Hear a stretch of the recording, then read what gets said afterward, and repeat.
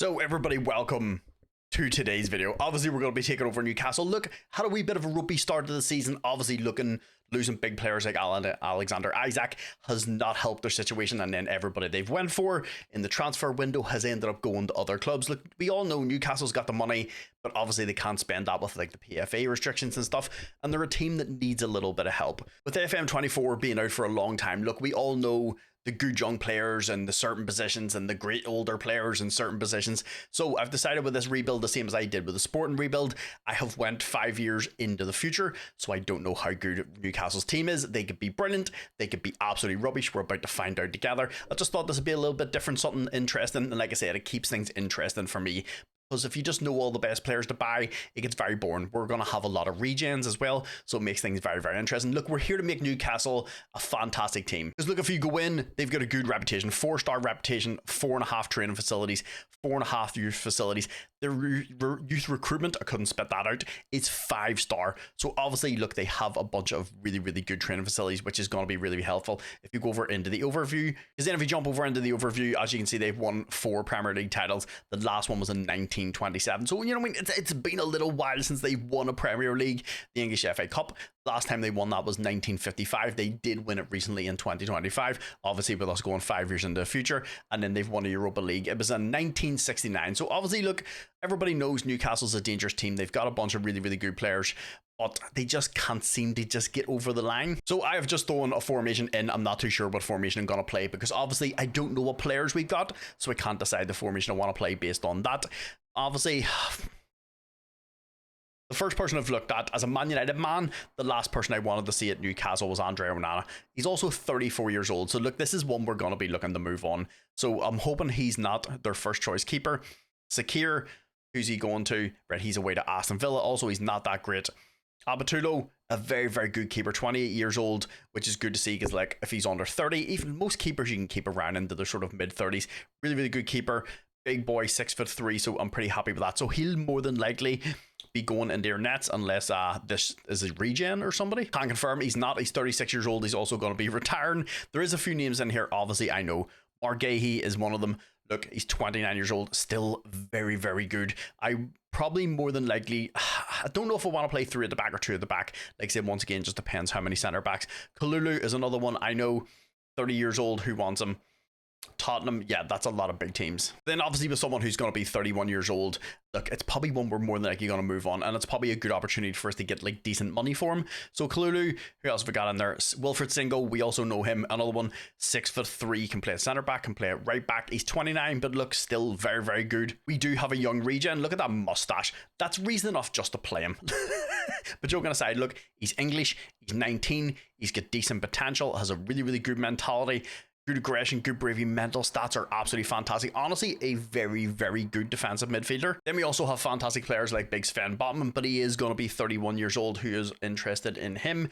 Saudi League, and look, another one I usually wouldn't overly sell, but look, he's at his peak. He's only going to get worse. He's going to be 31, and in Football Manager terms, that kind of means you're dead. A fantastic player that they did bring in on a free was Miguel Gutierrez, who's still only 20 years old.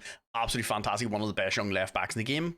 Maybe not so young anymore. They then also went out and splashed a total of 96 million on Pape Matar Sarr, who's still only 27 years old. Honestly, look, is he worth it? Yes, because he's fantastic. They do also have people like Palacios, another one I will probably look to kind of sell on. If Juventus are looking at him, he's going to be, once again, 32 years old. There's a lot of older players in this team. And one of the older players in this team who, look, we all know is absolutely fantastic is Bruno Guimaraes. Look, apart from his physical stats going downhill, but he's still good natural fitness, good stamina, mental stats are absolutely insane. Technically still very, very gifted, but he is also wanted by Real Madrid and the Saudi League. If Real Madrid come knocking, this is one I would like to keep around, but he's going to be 33, and if we can get anywhere near 40 million for him, it's one of those ones like, I want to keep him, but one, if I can get 40 million for a 33-year-old, he's also on £300,000 a week. This is one more than likely I'd probably look to move on. One that's absolutely fantastic, of course, is Sandro Tonali. Just a really, really, really good all-round player. He's 30. Another one that's on £300,000 a week. There's a few players in the team that are on like really, really big wages, but look, world-class midfielder. Another one that I'm really, really happy they kept is young Lewis Millie, because he's absolutely fantastic. He's also English. He's still only, look, we are 5 years into the future and he's still only 24. So another one that's in the team, they went and bought Jared Bowen. You'll not believe for how much. 55 million. They paid 55 million for this. That's absolutely insane. This is the reason why this team's not doing great, because they're just... I would take him maybe on a free. Then they also do have Nicolo Zanoli, another one. They only paid like 16 million for him, but that's one, look, I'm happy enough to keep around as a squad player. £110,000 a week in the Premiership's not that much. Then they did also go out and buy Savio from Man City. Look, another one, still only 26 years old. He's done 207. Is he a good player? Yes. Look, explosive, really, really good on the ball. I don't know if I would give him £275,000 a week. So one that we once again may look to move on. And they do have this young guy, Geraldine Bastios, another one, 1.6 million. See, that's a good buy. Look, 5'3", little short. Would probably look to maybe play him as like a wing back or something like that, or like an inside forward, something along those lines. He's definitely not going to be able to play in the middle of the park. He's too small, doesn't have enough physicality. 5'3" is absolutely... Look, even Sean Wright-Phillips was bigger than that. But then one of the fantastic young players in the team is Geronimo Argulo. I think they paid a total of like, yeah, 7.5 million for him, who's an absolute banger. Very, very good. Physical stats are absolutely insane. 6'2", can play reasonably well with both feet. He's got a good mentality, super consistent, and like I said, he's only 20 years old.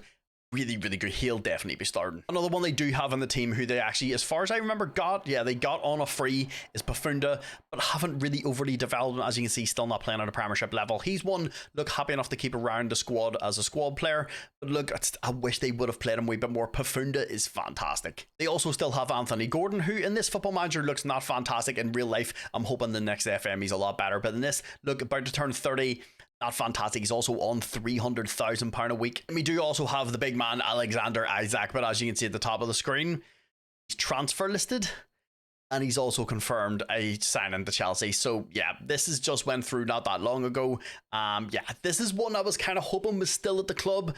But if I'm being realistic, if I went 5 years into the future, I didn't think Isak would have still been here. I would have liked to been able to play with him, but unfortunately, he's away to Chelsea for a total of like 68 million. Look, all in all, I think a really, really good deal for a player. Look, once again, going to be 31 years old, but I would have liked to keep Isak at the club. So then if we look at the team, this is the players that I'm reasonably happy with. Singo, I'm pretty good, because one of the things that I do want to play out is a new formation from GYR. If you want to check out his channel, everything will be in the pinned comments down below, along with the formation, the corner routine, the updated database, and the save file for this save if you want to check it out. Singo can play centre back, can play right back, so he's going to be perfect for the inverted full back. Then we have Marquez, Gutierrez, and Atabolo. I think that's how you pronounce his name. Tonali and Sarr in the middle of the park is going to be absolutely disgusting. Obviously, Tonali we're going to need to replace at some point.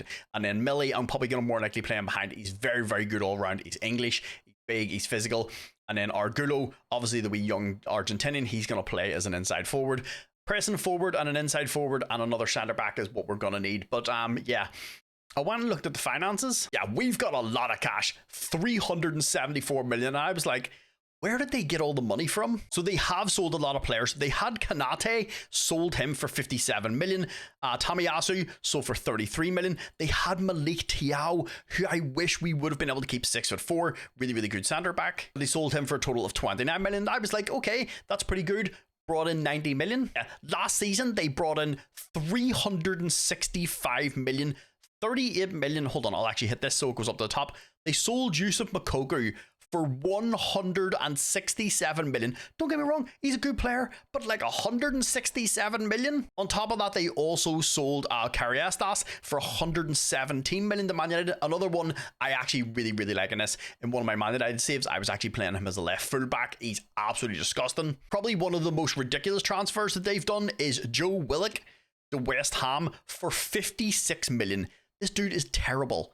56 million. They also sold Jacob Ramsey to Ajax for 38.5 million, Joe Linton for 31 million. So like I said, they've done some fantastic business. The fact that they brought in 365 million that window is absolutely wild. But look, it puts us in a very, very good spot. Like I said, we need a centre back, we need an inside forward, and we need a pressing forward, but we're also gonna need to get rid of some of the squad. Because if you go up to the squad here and you go to contracts and then you go to wages, there's, look, 320. Our keeper's on £325,000 a week. 300k, 300k, 300k, 275, 275, 275. There's a lot of players on very, very high wages. I don't mind some of the players. Some of those I'm very, very happy with. But look, there's a lot of the dead wood in this team we're going to need to get rid of. And like, unfortunately, some of those players I like Bruno Guimaraes, who I'm a huge fan of in real life. Look, he's just getting to that point. No mean he's going to be over 30. He's on crazy money. And it just makes sense to sell him. But yeah, we're going to need to replace some of these players. So I'm going to go do a little business in the transfer window. And yeah. We'll come back in a minute. So we finally got to the point where I got the team kind of relatively sorted out. For you, it's only been 3 seconds. For me, it's been, yeah, it took us a couple of months. It took us the whole way. We're pretty much at the start of the season. We had a lot of players to get out the door. And I kind of, like I said, I kind of want to shift the team around with a lot of aging players. I know for the first season, it may be a wee bit of a kick in the balls because we're bringing some new players in and some young players in. But look, that's the whole point of rebuilds. We gotta rebuild. And the first person out the door was Bruno Guimaraes. Look, like I said, I'm a huge fan of him in real life. I think he's a really good player, but he's going to be 33 this year. And we got him for a total of 28 million over the PSG. Would have liked a little bit more money, but look, once again, like I said, he was on crazy wages and he's going to be 33. So it's one of the ones I did want to get out the door. Then the next one out the door was Andre Onana. Like I said, another one that was on sort of relatively big wages. Also, he's going to be 35. And he's just going to massively deteriorate. I don't think he's very, very good in the game anyway. So we sold him on to the Saudi League for a total of 2.5 million. He wasn't really worth a lot. And it's one we wanted to get out the door. Then the next one out the door was our other keeper, Shaqiri, but this was one that was already agreed. So he's away to Aston Villa. Then the next one out the door was Palacios over to Juventus. We sold him for a total of 16.2 million. Then we also got rid of Jared Bowen. We sold him for a total of 30 million over to the Saudi League. The fact that we paid 55 million for him last year is absolutely insane. Then the next one out the door is Pierre Kalulu. Look, another one. Really, really good player, but as you can see, look, he's not good. Honestly, he's probably a better right back than he is anything, and I would have been happy to keep him, but we have a couple of right backs at the club. He's also going to be 31, and we sold him on to the Saudi League for a total of 34 million. Sven Botman was actually one I was thinking about just keeping, and then yeah, Real Madrid came in and offered for him, so yeah, couldn't really hold on to him, so we sold him on for a total of 40 million, working his way up to 55 million. Look, for a player it's going to be 31 and his stats are going to start deteriorating, we got pretty good money for him. So then the next one out the door was Nawa Atabulo, our keeper. This was more, look, he's a very, very good keeper. I said that at the start. £300,000 a week for a keeper is absolutely insane, and obviously I have replaced him. But look, we got decent enough money for him, sold him on for a total of 45 million over to Barcelona. Look, like I said, really, really good keeper, but I'm trying to bring the finances to this club. Last year, I looked it up. So last year, our wages alone was 197 million. 197. There's people on £300,000 a week here who don't even start. So then the next one out the door was Savio, another one, like I said, I didn't really have any plans for. Yeah, he's a decent player, but like I wanted to bring in someone a little bit different. Sold him on to Liverpool for a total of 68 million. And one of the ones that we lost to Liverpool, this is one I actually didn't want to get rid of, was Sandro Tonali, but Liverpool came in and offered. I rejected. Obviously, we didn't need the money at this point, but yeah, he wanted to go. So we sold him on to Liverpool for a total of 50 million, working its way up to 70 million. Would have once again liked a little bit more cash. He was only valued at 60 to 80 million, and now he went to Liverpool. It's 274. So look, this is one didn't want to lose, but I didn't have a choice because he wanted to leave. So then to replace our keeper, I have brought in this young guy, Nathaniel Bowerman. Look, I know. Look, he's not playing at a Premiership level yet, but look, the potential is absolutely insane. He's only 19 years old. Once again, look, I'm trying to bring as many English players into the club. It is very, very difficult. As you know, ban English players from English clubs, it gets very, very expensive. So this young guy, as you can see, look, the potentials are aerial and shot stopping are absolutely phenomenal. Like I said, he's only 19. He's also English. Bought him for a total of 48 million. Look, we had the ban from Man United, so it was going to cost us a bit of cash. But look, he's got a great mentality, can play with both feet, has the potential to be a very, very good keeper. Then the next one I brought in is going to be our new centre back. It's a bit of a weird shape. I've never seen this shape for a player. But look, very, very good player. 6'3", can play reasonably well with both feet. Good mentality. He's only 19 years old. Physical stats are absolutely insane. Mental stats, 17 anticipation, 15 composure, 16 concentration, 17 decisions, 15 determination, off the ball of 14, position on a 15, so he's good going forward, he's good going back. Teamwork is very, very good. His vision is good. Passing a little low, but look, I'm not going to worry about it too much. I'm not going to nitpick. It's weird. He has 14 finishing for a centre back, which I mean you don't see too often, but all in all, a absolutely phenomenal player. Had to pay a total of 46 million. Once again, honestly, I think it's a bit of a steal for how good he is, and if he can improve a wee bit more. So I just noticed this is one of the players was already at the club, He was basically out on loan last year. So I looked and seen his price. It was like, oh, they only paid 11.2 million for him. That's a pretty good deal. Yeah, it's 11.2 million, working its way up to 54 million for this guy. Look, don't wrong, he's a good player, but he's not worth 54 million. Then I did also bring us in another centre back. Once again, like I said, I'm trying to bring as many young English players into the club. I've brought us in another centre back, young Billy Murray.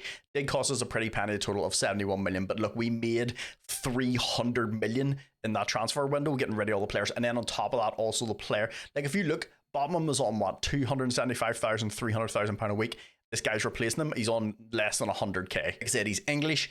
He's only 20 years old. He's got a good mentality, strong on one foot, very strong with the other foot. He's also 6'5", so an absolute unit. As you can see, physical stats, look, not the fastest player in the world, but look, it is what it is. He's got 16 jump and reach at 6'5". I am working on his heading. Would like to get his heading up to like 15. If we can get it up to like 15, I think he's absolutely solid. And I expect this dude to score quite a lot from corners. Another one I brought in is Alvaro Sanz. This is honestly more for squad depth. He does obviously have a lot of potential, but this is going to be for squad depth, and we need a decent amount of players. Did cost us a total of 33 million. He had a release clause. They wouldn't take anything less than that. So like I said, this is one brought in for a bit of squad depth. Then the next one I brought in is going to be one of our new strikers. Look, I know he's not absolutely phenomenal right now, but it's more the potential of down the line. Cost a total of 10 million at a release clause. Look, 19 years old, and a 2.5 star has anywhere. Look, if he gets a 4 star, he's going to be phenomenal. Jumping reach to 13, heading to 15, obviously I'm going to work on his jumping reach. He's 6 foot. You know my love for players just scoring from headers. But look, he's good mentals, good aerials, good technical, good tacking, reasonably quick. And like I said, for a total of 10 million, a very, very good young player for the future. Then I did also bring us in another centre back. I'm not going to lie. Even though we have a very, very good reputation, there's not a lot of players that are available. Obviously, a lot of the good wonder kids are either playing for very, very big teams, or they're massively overpriced, or they're already playing for teams in the Premiership, and then it's going to cost you an absolute fortune. But I brought this guy in, obviously, to play as another centre-back for us. He costs us a total of 31.5 million, which once again, I don't think is a bad price for a very, very good player. Then a 3 star if he gets another star better than this, he's already very, very good. 6'2", 17 jump and reach. Physical stats are very, very good. His mental stats, 14 anticipation, 15 composure, 15 decision making, 14 decisions, 17 determination, 15 positioning, good work rate. Yeah, not phenomenal on the ball, but like he has the potential to be very, very good. In another one I brought in for squad depth is going to be Oscar Garcia. Ideally one I would like to loan out. As you can see, I have him on the loan list. Causes a total of 26.5 million. He had a release clause because he was in Spain. They wouldn't take, once again, anything less than that, because we are going to need squad depth. We did get rid of a lot of players, but look, we massively brought down the wage bill. Because if you go in, this is more than likely going to be the formation I play. Look, you know my love for playing 5 at the back. It's my favorite thing, dude. I don't know what it is. Everybody has the formations that I love. This is something I have been working on personally myself. I took a wee bit of a formation and then just tweaked a few things myself. Just basically took the things that I enjoy. 3 at the back. I like 2 Segunda Volantes, but I like one to be in support, one be in attack. And then instead of 2 shadow strikers, which is what the formation was, I would rather have 1 advanced playmaker, 1 pressing forward and 1 advanced forward, and then obviously 1 wing back on attack and 1 wing back on support. It balances out pretty well. Obviously, we're going to have to see how this plays out through the season. As time goes on and we lose some players, the formation may change. Any formations I use will be in the pinned comments down below with all this. But look, I think we've massively improved the team. If you go over to our wage bill now, as you can see, Anthony Gordon, I have loaned him out to Chelsea, tried to get rid of him. Multiple clubs come in for me, just kept rejecting contracts. He wouldn't go, so I loaned him out. Chelsea's paying like £275,000 a week of his wages, so that gets pretty much that wage bill off there. As you can see, a lot of them like still 275. Lewis Million, Sar, Gutierrez, Gary. Look, I don't mind. They're all really, really good players, and the wage bill is way different than what it was. Like I said, we were spending 200 million a season on wages, which is absolutely insane. Look, I know if you go over into the scouting, I still have 295 million with 3.1 million with regards to wages, but look, you don't want to be spending 200 million pound a season in wage bill. It's absolutely insane. One thing I also didn't check is where we're meant to finish our predicted media. We're meant to finish 5th. I think 5th, I would say anywhere in and around the European football is where I want us to be. Obviously, our team has decreased a little bit. Obviously, the big one is losing Tonali. I am going to put young Ward in here. Look, his moustache alone makes him good enough to play. But he's 20 years old. He's English. He's He's very, very good. He has potential. This is one we may change down the line. It just depends how good he becomes. But the team's going to be obviously Barrowman as our keeper, Sarah, Gahey, and Bonifacio. Gahey is going to play as the libero. He's about the only one that's actually really, really good on the ball. The other two are really, really good defenders, but he's a little better on the ball. And then Gutierrez, Ward, Sarr, and Singo. And then Millie in behind Alexandra and Aguilo. Aguilo, I think, has the potential to score a bucket load of goals this season. I really, really do. Both of them, I hope Alexandra gets a decent amount of time as well. But look, this is the team I would put out. I don't think this is what the assistant manager would put out. So honestly, he doesn't change the team, honestly, too much. So the keeper, we can keep the keeper in. Gahey can stay, Bonifacio can stay, Sarah can stay, Singo, Gutierrez. Millie would probably more likely go in here. And then obviously I'm going to have to drop Ward into the team because he's not going to start him. And then I think where is Alexandre? So I'll have to put him in and then I can take him out. So this is the players that we're going to have to lock in. Look, we only have to lock 3 players in for the whole season. That's absolutely fantastic. Obviously, look guys, that's everybody in the door and everybody out the door. I want to try and get into the first season and kind of see how we get on. The tactic will probably tweak as we go along. Like I said, anything that changes will be in the pinned comments down below. But obviously, I'll bring this back in January if there's anybody good for poacher signs. And then I'm hoping, because if you go to the club information, we do have 5-star youth recruitment. So I'm hoping through the 5 seasons of this, we can hopefully get ourselves some good players to the youth intake. If you pray to anything, boys, fucking pray to it.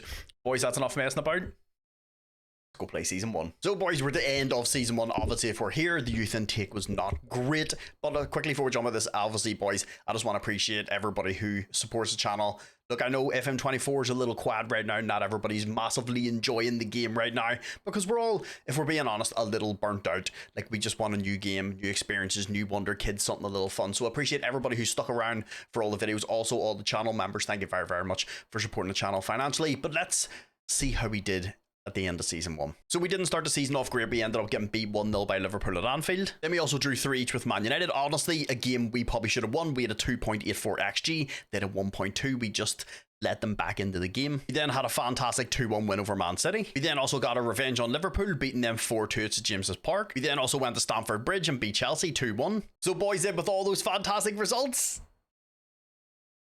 I'm not going to lie to you, I was not expecting us to win the league. Not even close. I said, look, I'm always realistic in my rebuilds. I'd always try and think, right, where should we finish? I was thinking top 7. We could maybe push into 4, good Champions League spot. Between a really, really good tactic, we do have some very, very good young players. I was expecting top 4 as like a really, really good season. Top 7, kind of realistic. I didn't think we were going to win the league. And the best thing is we won it on goal difference as well, which is the best part. But everybody around us didn't play great. Like Man City, they're down in 5th. They lost 8 games. Man United lost 10. Liverpool lost 12. And this is an updated database. Like, they have a very, very good team. So on top of us just playing reasonably well, but then the teams around of us just kind of falling apart. We played 38 games, 26 wins, 6 draws, 6 losses. Those games, I think we should still be winning the Leeds game. But the Liverpool City, we should be winning the West Ham one. But those 4 big games, the Arsenal, Man United, City and Liverpool games, is games that can go anyway. But the West Ham and Leeds one, we should be winning. 54 goal difference, would like this to come up a little bit. But look, we had a few injuries. One of them was pretty bad. We'll talk about that in a minute. And then, like I said, we finished on 84 points. Right, with Arsenal, and then Tottenham were right in behind with 82. So like it was pretty close. Like any of those 3 teams could have won it, but boys, it was us in the first season. I'm not gonna lie, like I said, I was not expecting this. Gutierrez played absolutely fantastic, a 7.41 for the season. He also had 16 assists. Lewis Millie had 12. We had Armstrong in there for yellow cards. Gutierrez was in there for player of the matches. And then if we look here, clean sheets, our keeper is not in there. So to me, it kind of feels like maybe we leaked a few too many goals, but we did score a decent amount of goals. So if we go to the team overall stats, hold on, go back to that. Hold on. Diego Costa plays for Chelsea. Honestly, a really, really good keeper. That's one thing. So anybody that knows Portuguese football, I know I'm getting off on a bit of a tangent in the middle of us doing a rebuild. How good is Costa in real life? I don't watch a ton of Portuguese football. I just always feel if he's so well rated, why has nobody bought him? Right, most points per game, us and Arsenal did very, very well. And then the most goals, we scored 91. Most shots for, we had 598. Fewer shots against. We're down in 5th. I would like us to sort of come up a little bit. Most clean sheets, we're down and joined 5th with 14. And then fewest conceded.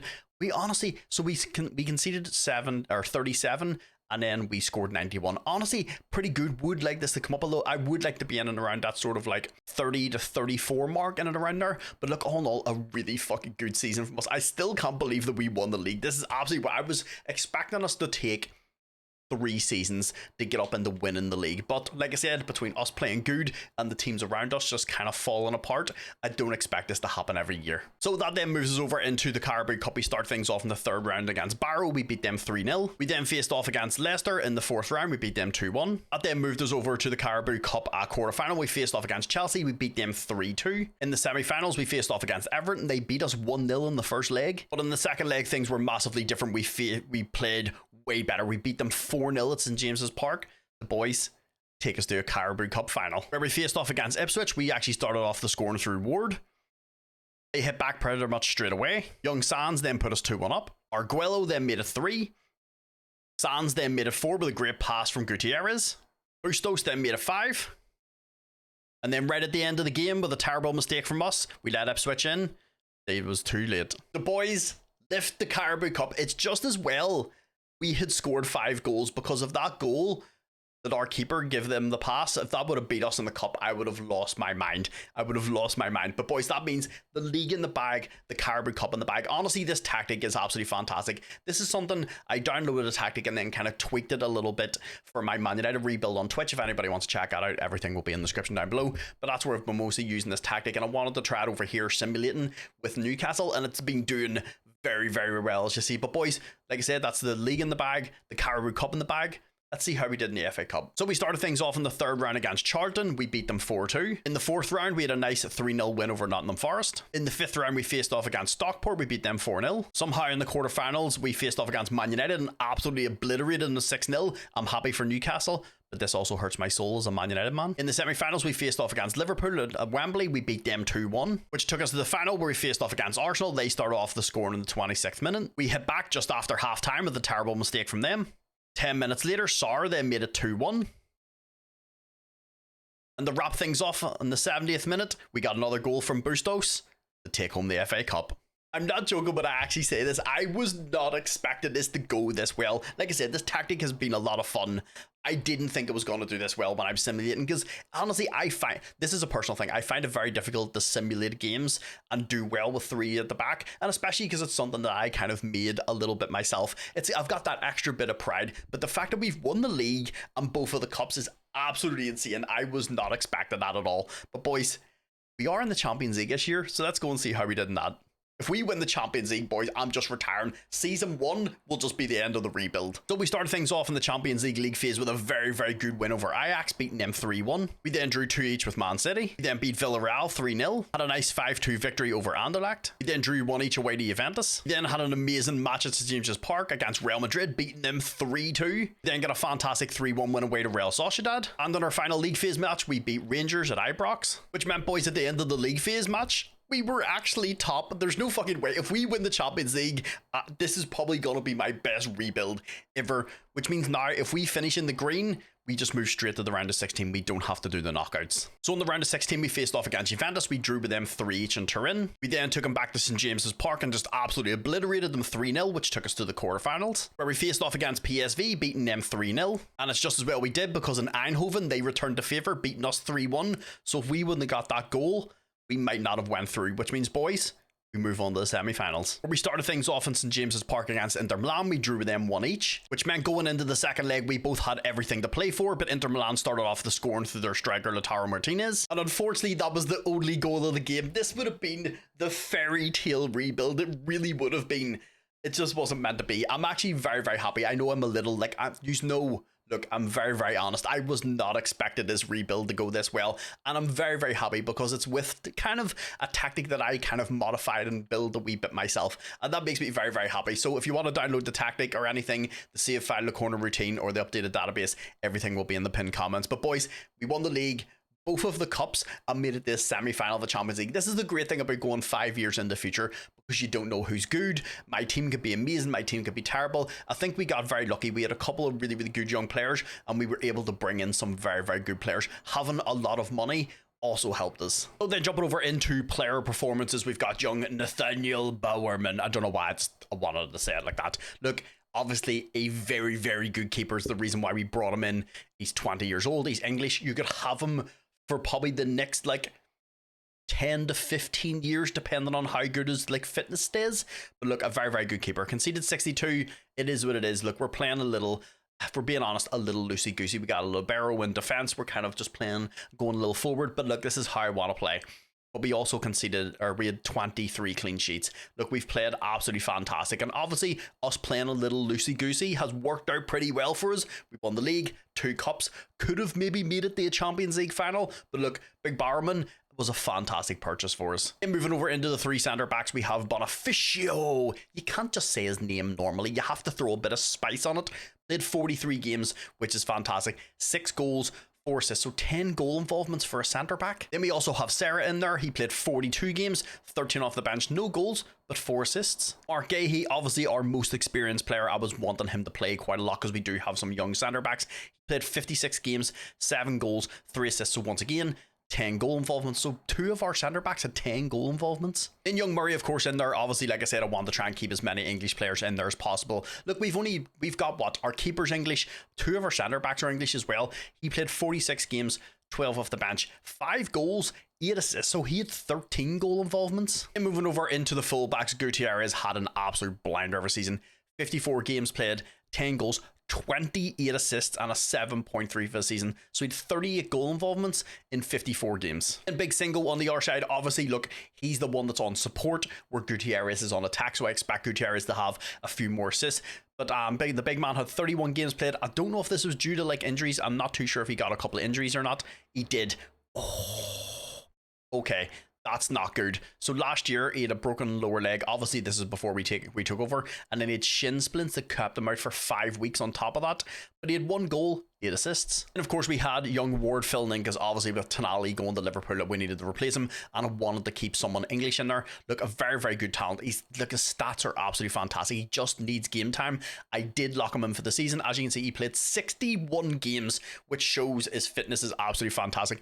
13 goals and 13 assists, which means he had 26 goal involvements from Segundo Volante on support. And of course, the big man Sar in there, he scored quite a few goals in a very, very big important games. Obviously, his experience is going to be massive to us. He played 50 games, 12 off the bench, 12 goals, 12 assists, so 24 goal involvements. Then young Lewis Millie was one I was actually very, very interested to see how well he did. Another one, he's only 25, he's also English. I want to try and keep that spine of the team as much English players as I can. Played 53 games, I did lock him in for the season. He did get a wee injury right at the end, so he didn't play a few of the games. He had 14 goals and 18 assists and a 7.2 for the season. We did also have a wee bit of heartbreak with regards to one of our forwards. So young Alexander, the one that I was locking in to play as our pressing forward, unfortunately got a very, very bad injury. As you can see, he only played 8 games, 8 off the bench, but the 8 games that he started, he had 5 goals, 3 assists, so like did really, really well if you go over into his injuries. As you can see, look, damaged cruciate ligaments, he was out for 6 months, and then he had torn knee ligaments, which kept him out for another 2 months, so he's been missing 8 months, so pretty much he's missed most of like the last like season and a half, which is unfortunate. I'm hoping this isn't a reoccurring thing. Sometimes you get players that don't have the injury prone trait, but they just seem to get injured all the time. I'm hoping next year he doesn't get injured. The man that stepped in and played in his spot was mostly Alvaro Sanz, who played very, very well. 49 games started, 7 off the bench, 19 goals and 7 assists. I would have liked his goals and assists to come up a little bit, but you have to remember, he's playing as a pressing forward. Then the big man up top, Argulo, one I was expecting to do pretty well because he's disgustingly good. He played 53 games, 9 off the bench, 24 goals and 7 assists. Thought he would have maybe got a few more goals, but look, all in all, it is about the team. Look, you want your strikers to score a ton of goals, but I would rather have a very, very good team performance, and we did that this season. Then we also had a few people on the team. Look, we got a lot of squad rotation. You got to remember, we're playing in the league, 2 cups and the Champions League. Look, we're gonna have a lot of squad rotation. As you can see, Garcia started 16 games, 38 off the bench, so all in all, very, very good because he's getting a lot of football. I did try to get him out on loan, couldn't get him out on loan, nobody was interested, but he had 19 goals and 4 assists. Then of course you've probably seen young Gerland Bustos was one that got a decent amount of games. I'm glad, like I said, I want as much rotation as possible, but he started 13 games, 48 off the bench, 14 goals, 4 assists. Don't worry, he's just upset he's spaghetti because he wants a new contract because of being up on the first team, which I'm happy to give to him. Then on top of that, we also have Armstrong, who can play in centre back and defensive midfield. He played 34 games, 21 off the bench, 3 goals and 12 assists. One of the ones that kind of makes me a little sad is Buffonda. I wish, look, he's still only 25, but obviously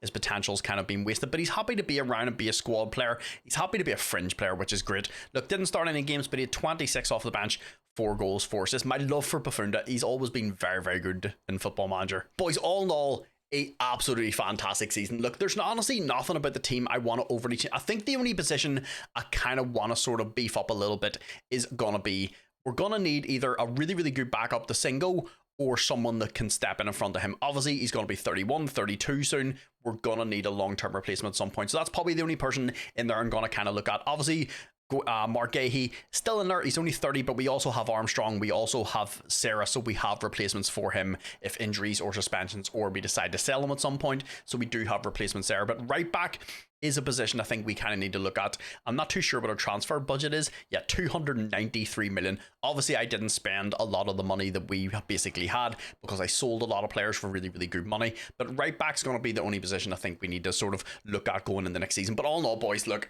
like, how do we have a better, the only way we can have a better season next season, I think we have to, at some point we have to try and win the Champions League, right? But boys, let's jump over into season 2. So boys, then hopping over into season 2, obviously, look, there's not a lot about the team we need to replace and sort of change around, but a few players left the club. So the first one out the door was Singo. This is one we obviously talked about. Either wanted to get someone to replace him or have him as a backup. He did not want to play as a backup, so we ended up going out to Atletico Madrid.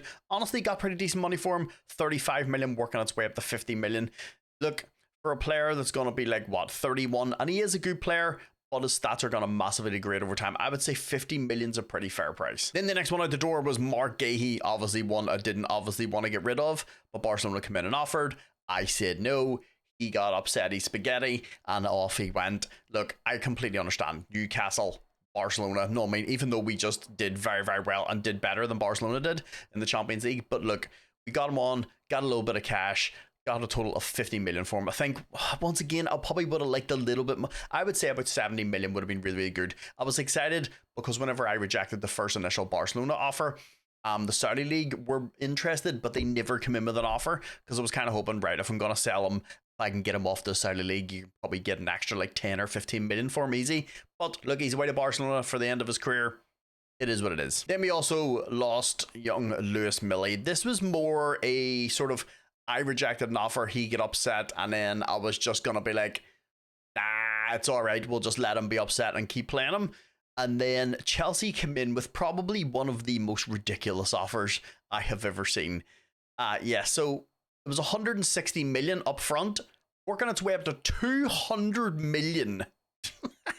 So look, I said yes. Look, Lewis Millie is fantastic. He's 25, he's 6'1", he's pretty good all round. But there is better players, and 200 million, you'd be insane to turn it down. Then the next one in is our new right back, Esteban Sosa. This is one I tried to get last year.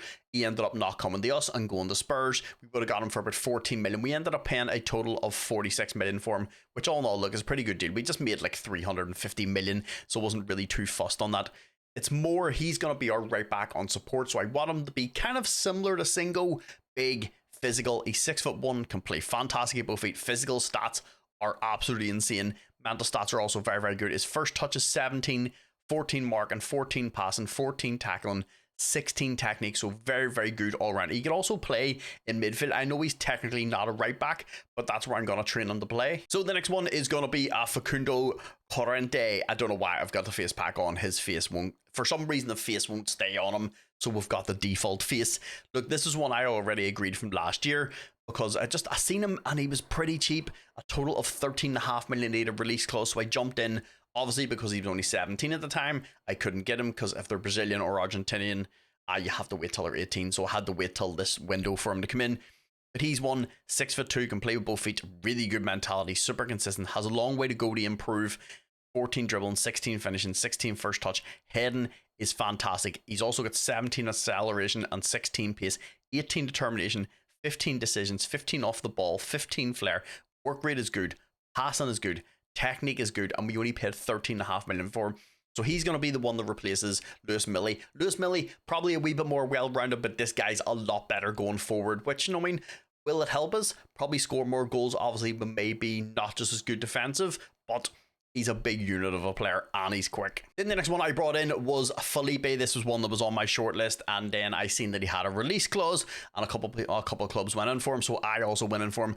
Look, it means we just have two young, fantastic keepers at the club. We're gonna need more keepers. We paid a total of 14 million for him, which I think is an absolute steal because he is fantastic. It's gonna be interesting to see who's the number one keeper. I think it's still gonna be our English keeper. I think he's just a little bit better, but it means we have rotation in the keeper position and two very, very good keepers. Then with Mark Gahey going out the door, I decided to splash the cash on possibly one of the best young centre backs in the game. Did cost us a wee bit of money. You'll see in a wee second. Cost a total of 82 million. He had a release clause of 89 million, so I was able to get about 7 million off his overall price tag. Look, it still says he could improve a lot. 6'3", can play fantastic with both feet. 17 acceleration, 17 pace, 19 stamina, 15 natural fitness, 15 jumping, 14 bounce, 14 strength. His mental stats are absolutely insane. He also has high leadership skills, so future captain. On top of that, heading is good, marking is good, tackling is good. He's probably more of our sort of like a bit more of like a proper defender. Obviously, I can't play this guy in libero, so I'm gonna move Bonifacio into libero and then move Andres over to the left hand side because obviously his left foot's a strong foot. But this dude is unreal, and obviously at only being 21 years old, he's probably more than likely gonna be our captain. The signings also didn't stop there. This was more of a I had him on my short list, and then a rival team went for him. And I was like, I don't want to lose him to a rival team. And look, you know my love for big players that are really good in the air. But also, it's hard to find those players that are good in the air and also fast. So I went and got this guy, Ed O'Rourke. Physical stats, as you can see, are absolutely insane. He's got 16, 18, 17, 15, 19, 18, 13, 12. Strength, something you could probably work on, but look, it's not going to be too much. He's also got 20 determination, and he's also super consistent. 15 finishing, 15 dribbling, 17 heading. Passing is pretty solid, 12 and 12 for vision and passing. Don't need him to do a ton of passing. I just need him to stick the ball in the back of that. He's also got really, really good technique. It did cost us a total of 76 million. Look, this is one of those ones, like I said, he was going to go to big rival clubs. And honestly, we need just a ridiculous other striker to play in beside the other ridiculous striker that we have. Because obviously, that means now we have 4 strikers who can rotate in and out of the team. Touch wood, if we can keep them fit. Like I said, I think in and around through that window, we sort of like, we brought in about 350 million in cash. We already had, what, 280 million left over. If you go into the scouting, I still have 406 million left that I haven't spent. And like I said, the team is looking very, very good. The only person that kind of was attracting a wee bit of interest was Sar. Sar is one, probably over the next couple of seasons, we're going to have to find someone to replace. I don't need to replace him now. He's still only 28. Absolutely disgustingly good. So like I said, I would like someone kind of similar to how he is, but obviously a little bit younger that we can kind of bring into the under 18s, the under 21s, or loan out. And then obviously by the time Sar's like 31, 32, and we sell them on or whatever we do with them, we'll have someone just coming through there. But this would be the team that I would put out. Obviously, we're going to have Bowerman, Andres, Murray, and Bonifacio. The more I thought about it, I'm probably more likely going to have Murray in there. He's probably our best sort of like all-round, like going forward defender. And then Gutierrez, obviously another one we're going to need to replace at some point. He's going to be 30 this year. Don't worry, he's upset he's spaghetti because Real Madrid come in for him and I said no.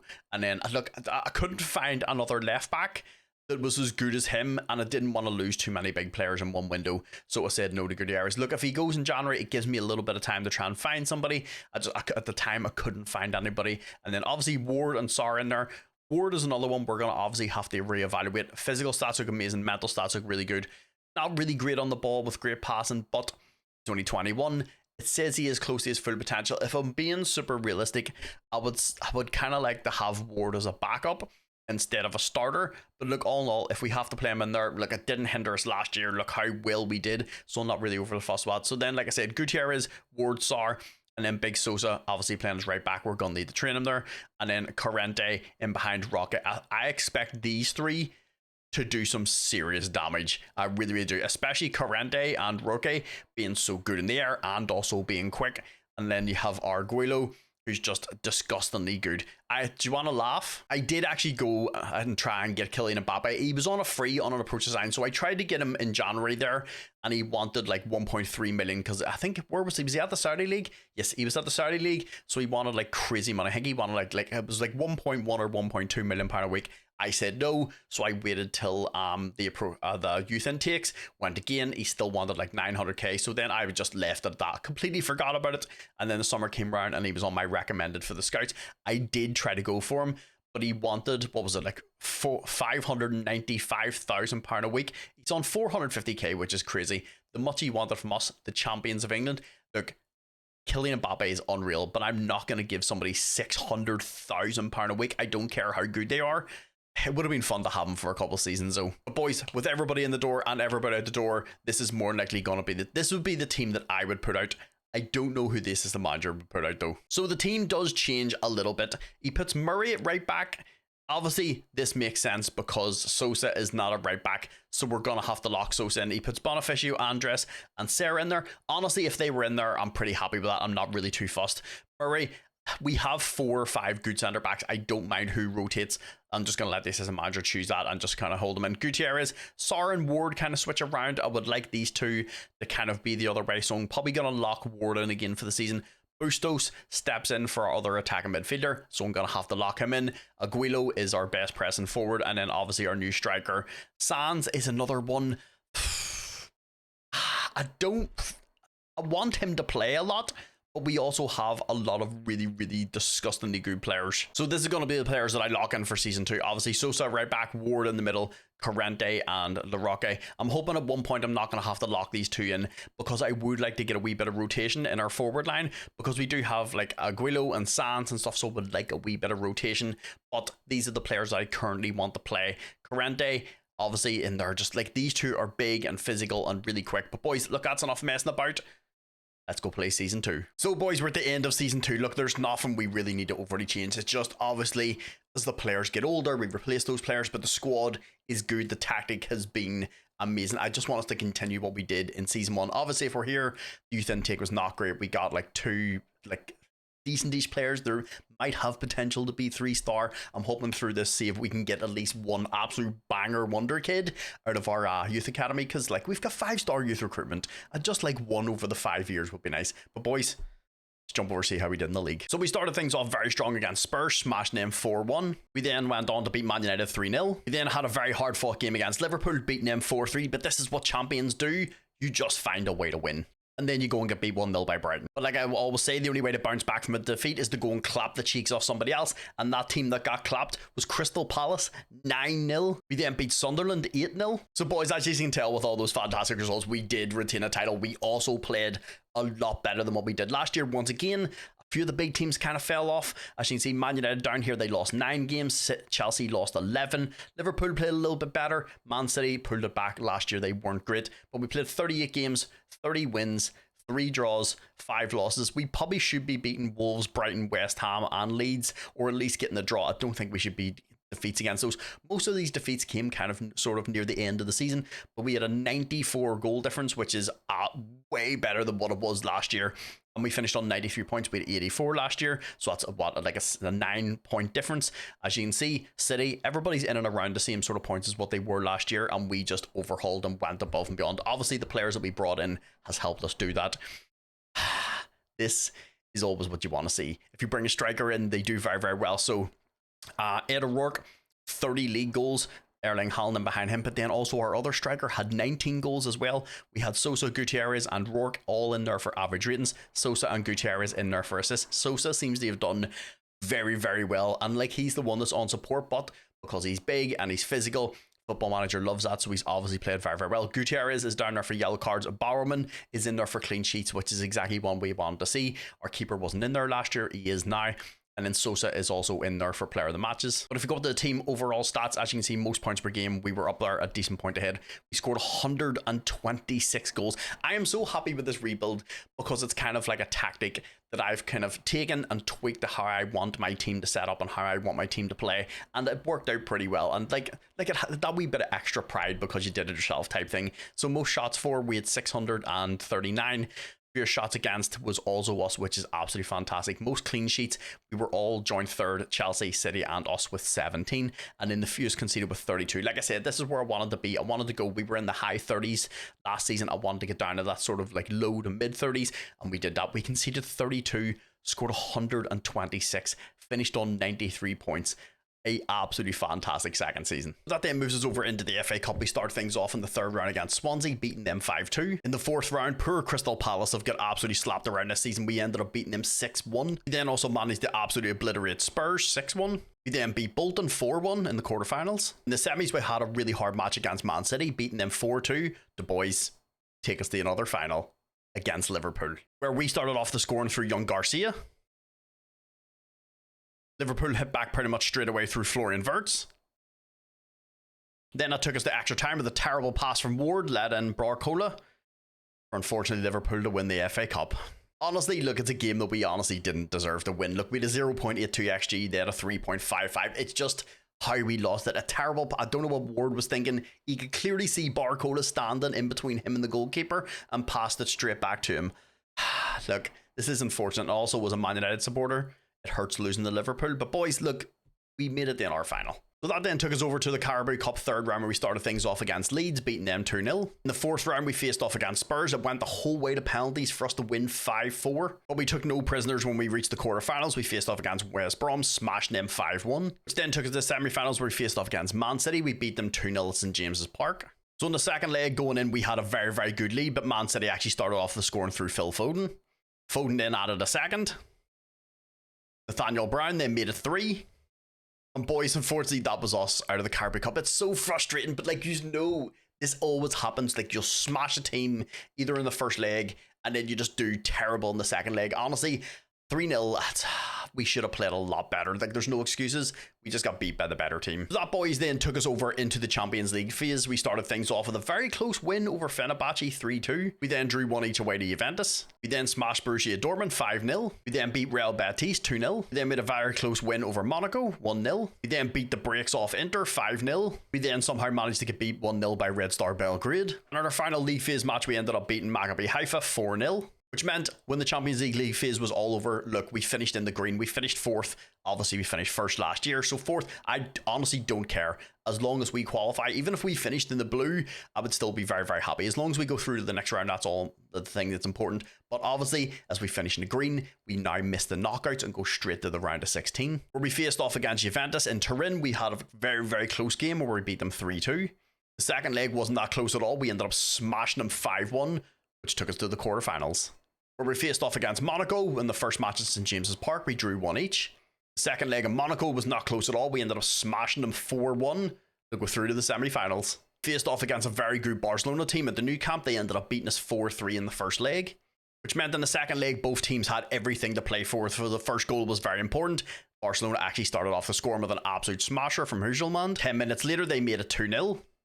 And unfortunately, boys, that was the end of our Champions League run. Look, I'm happy with the first match. If we would have got beat 1-0, I think it would have been a little happier. 2-0 looks like they absolutely dominated, and that wasn't the case. We actually dominated them. They had a 0.92 XG. We had a 2.37. We had 23 shots and didn't score a goal, which is a little frustrating, especially after, like I said, an absolutely fantastic first game, 4-3 at the Nou Camp. I was expecting a wee bit more of a fight out of the boys, but look, all in all, once again, look, won the league, made it to the FA Cup final, Carabao Cup semi-final, Champions League semi-final, but I can't be too disappointed.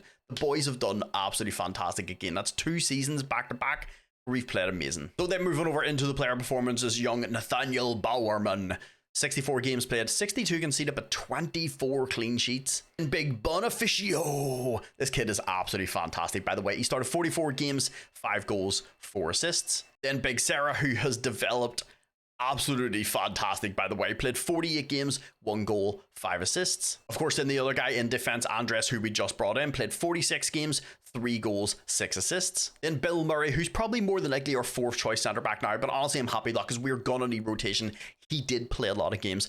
34 games started, 23 off the bench, 3 goals, 12 assists. Then, of course, young George Armstrong, another one massively in rotation with the team as well. Started 27 games, 20 off the bench, 5 goals, 6 assists. So it's showing that a lot of our centre backs and like defensive midfielders are scoring a decent amount of goals and assisting. Then, of course, one of the boys that we can always rely on is Miguel Gutierrez. Look, if you get a chance to pick him up in your game, I highly recommend it. He is always fantastic. Played 49 games, 7 goals, 29 assists, and a 7.4 for the season. And just when you thought Gutierrez had a really good season, Sosa goes and has a better season. 61 games played. Obviously, we locked him in to make sure he could play in the right back position.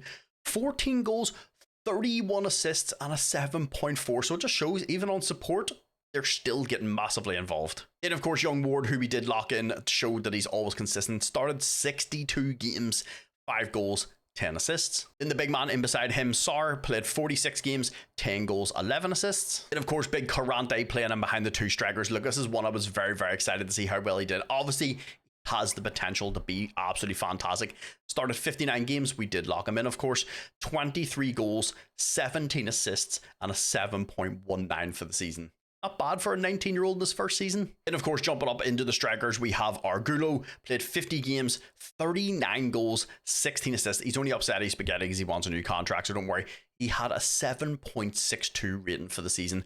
Absolutely amazing season from him. Then, of course, somebody who I was very interested to see how well he done, because it was one of our sort of big signings this summer, was Rourke. Played 58 games. Obviously, we locked him in again. 47 goals and 10 assists. So 57 goal involvements in 58 games and a 7.49 for the season. Then, of course, young Bustos, who was going to get a lot of football because obviously we need squad rotation. Started 8 games, 49 off the bench though, 9 goals, 6 assists. Then another one who can play in a lot of positions is young Garcia as well, so you know he's going to get a lot of football. 16 starts, 28 off the bench, 14 goals and 8 assists. Sands is another one who always gets a ton of football because, like, let's be honest, he's unreal, and also we need squad rotation as always. He only started 4 games, but he had 50 off the bench, 12 goals, 5 assists.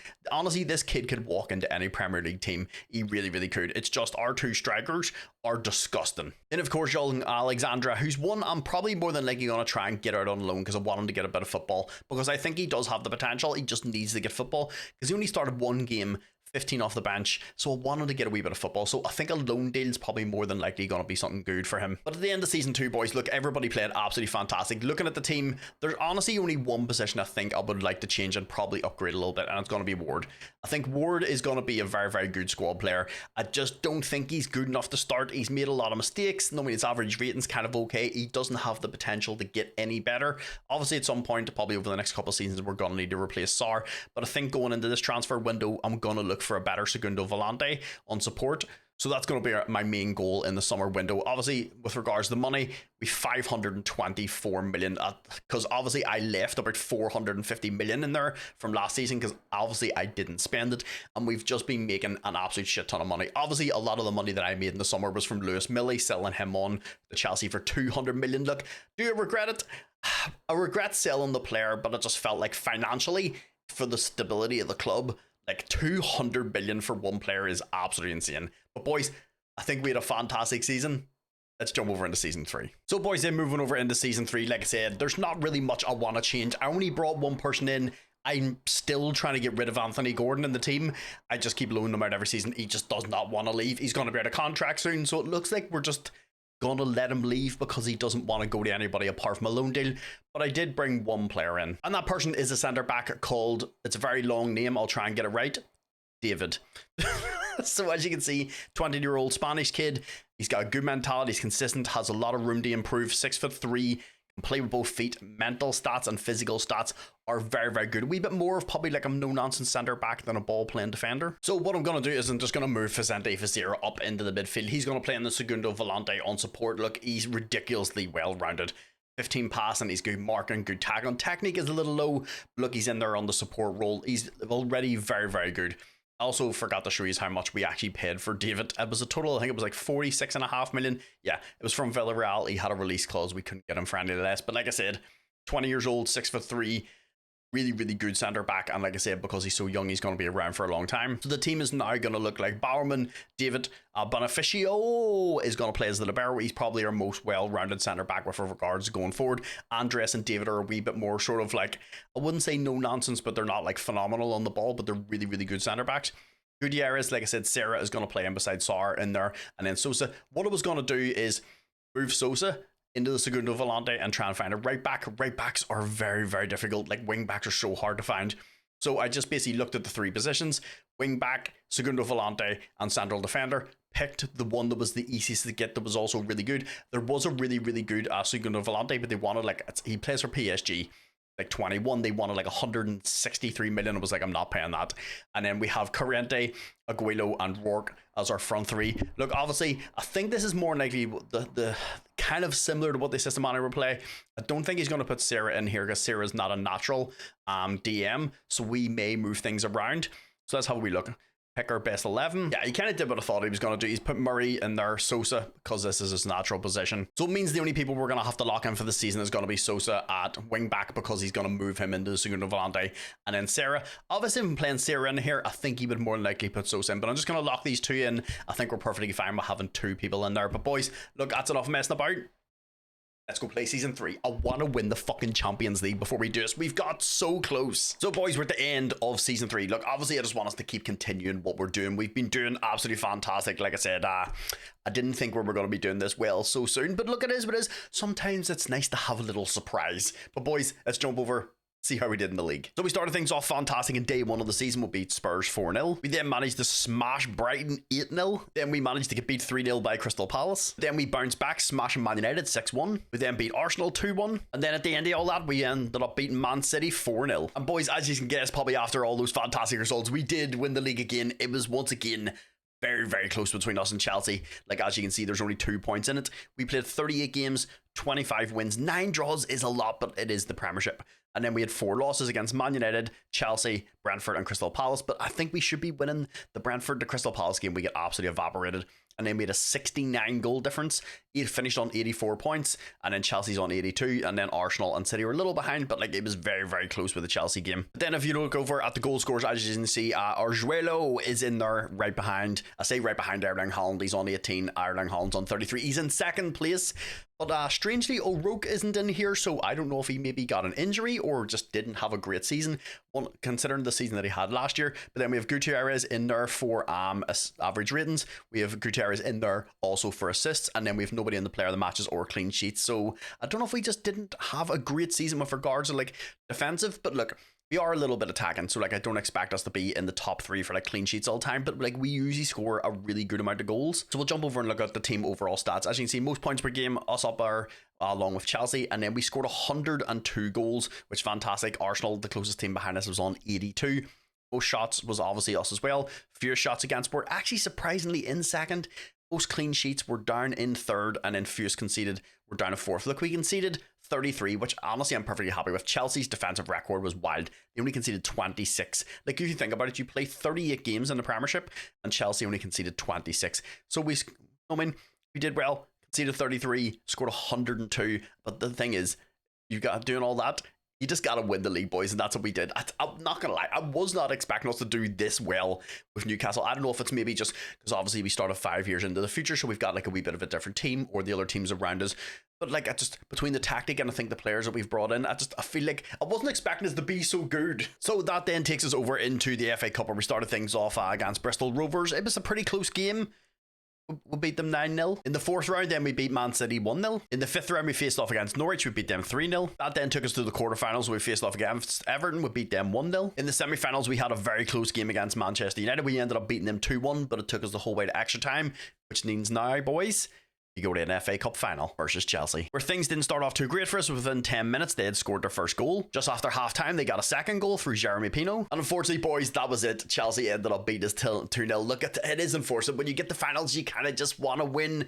But look, we've done very, very well. And look, can't win them all. So that then takes us over to the Carabao Cup, where we started things off in the 3rd round against Woking, beating them 3-2. A very close game against a small team. And then in the 4th round, we faced off against Chelsea, beating them 3-1. But in the Carabao Cup quarterfinals, this is where our fun ended, boys. We ended up getting beat by Man City on penalties. Look, We just showed that we're competitive against really, really big teams. And look, taking City the whole way to penalties and only going out 6-5, look, it's unfortunate to go out. I always would like to try and get a little further than the quarterfinals, but look, I'm happy enough. So we started things off very strong in the Champions League league phase. We ended up beating Real Madrid 4-0. That's not a bad way to start off. We then drew 2 each with Borussia Dortmund and beat Rosenborg 4-2. Then get a nice 2-0 win over Galatasaray. Then get absolutely slapped around by Atletico Madrid. They beat us 4-0. Then we turned things around, beating Chelsea 2-1. Beat Young Boys 5-0. And in our final league phase match, we ended up beating Olympique Marseille 3-1. Then meant once again we finished in the top 8. It's Borussia Dortmund and Porto are now top. Obviously, look, we're like a few years, probably like what, 8 years into the future, so some teams are going to come up, but it's a great.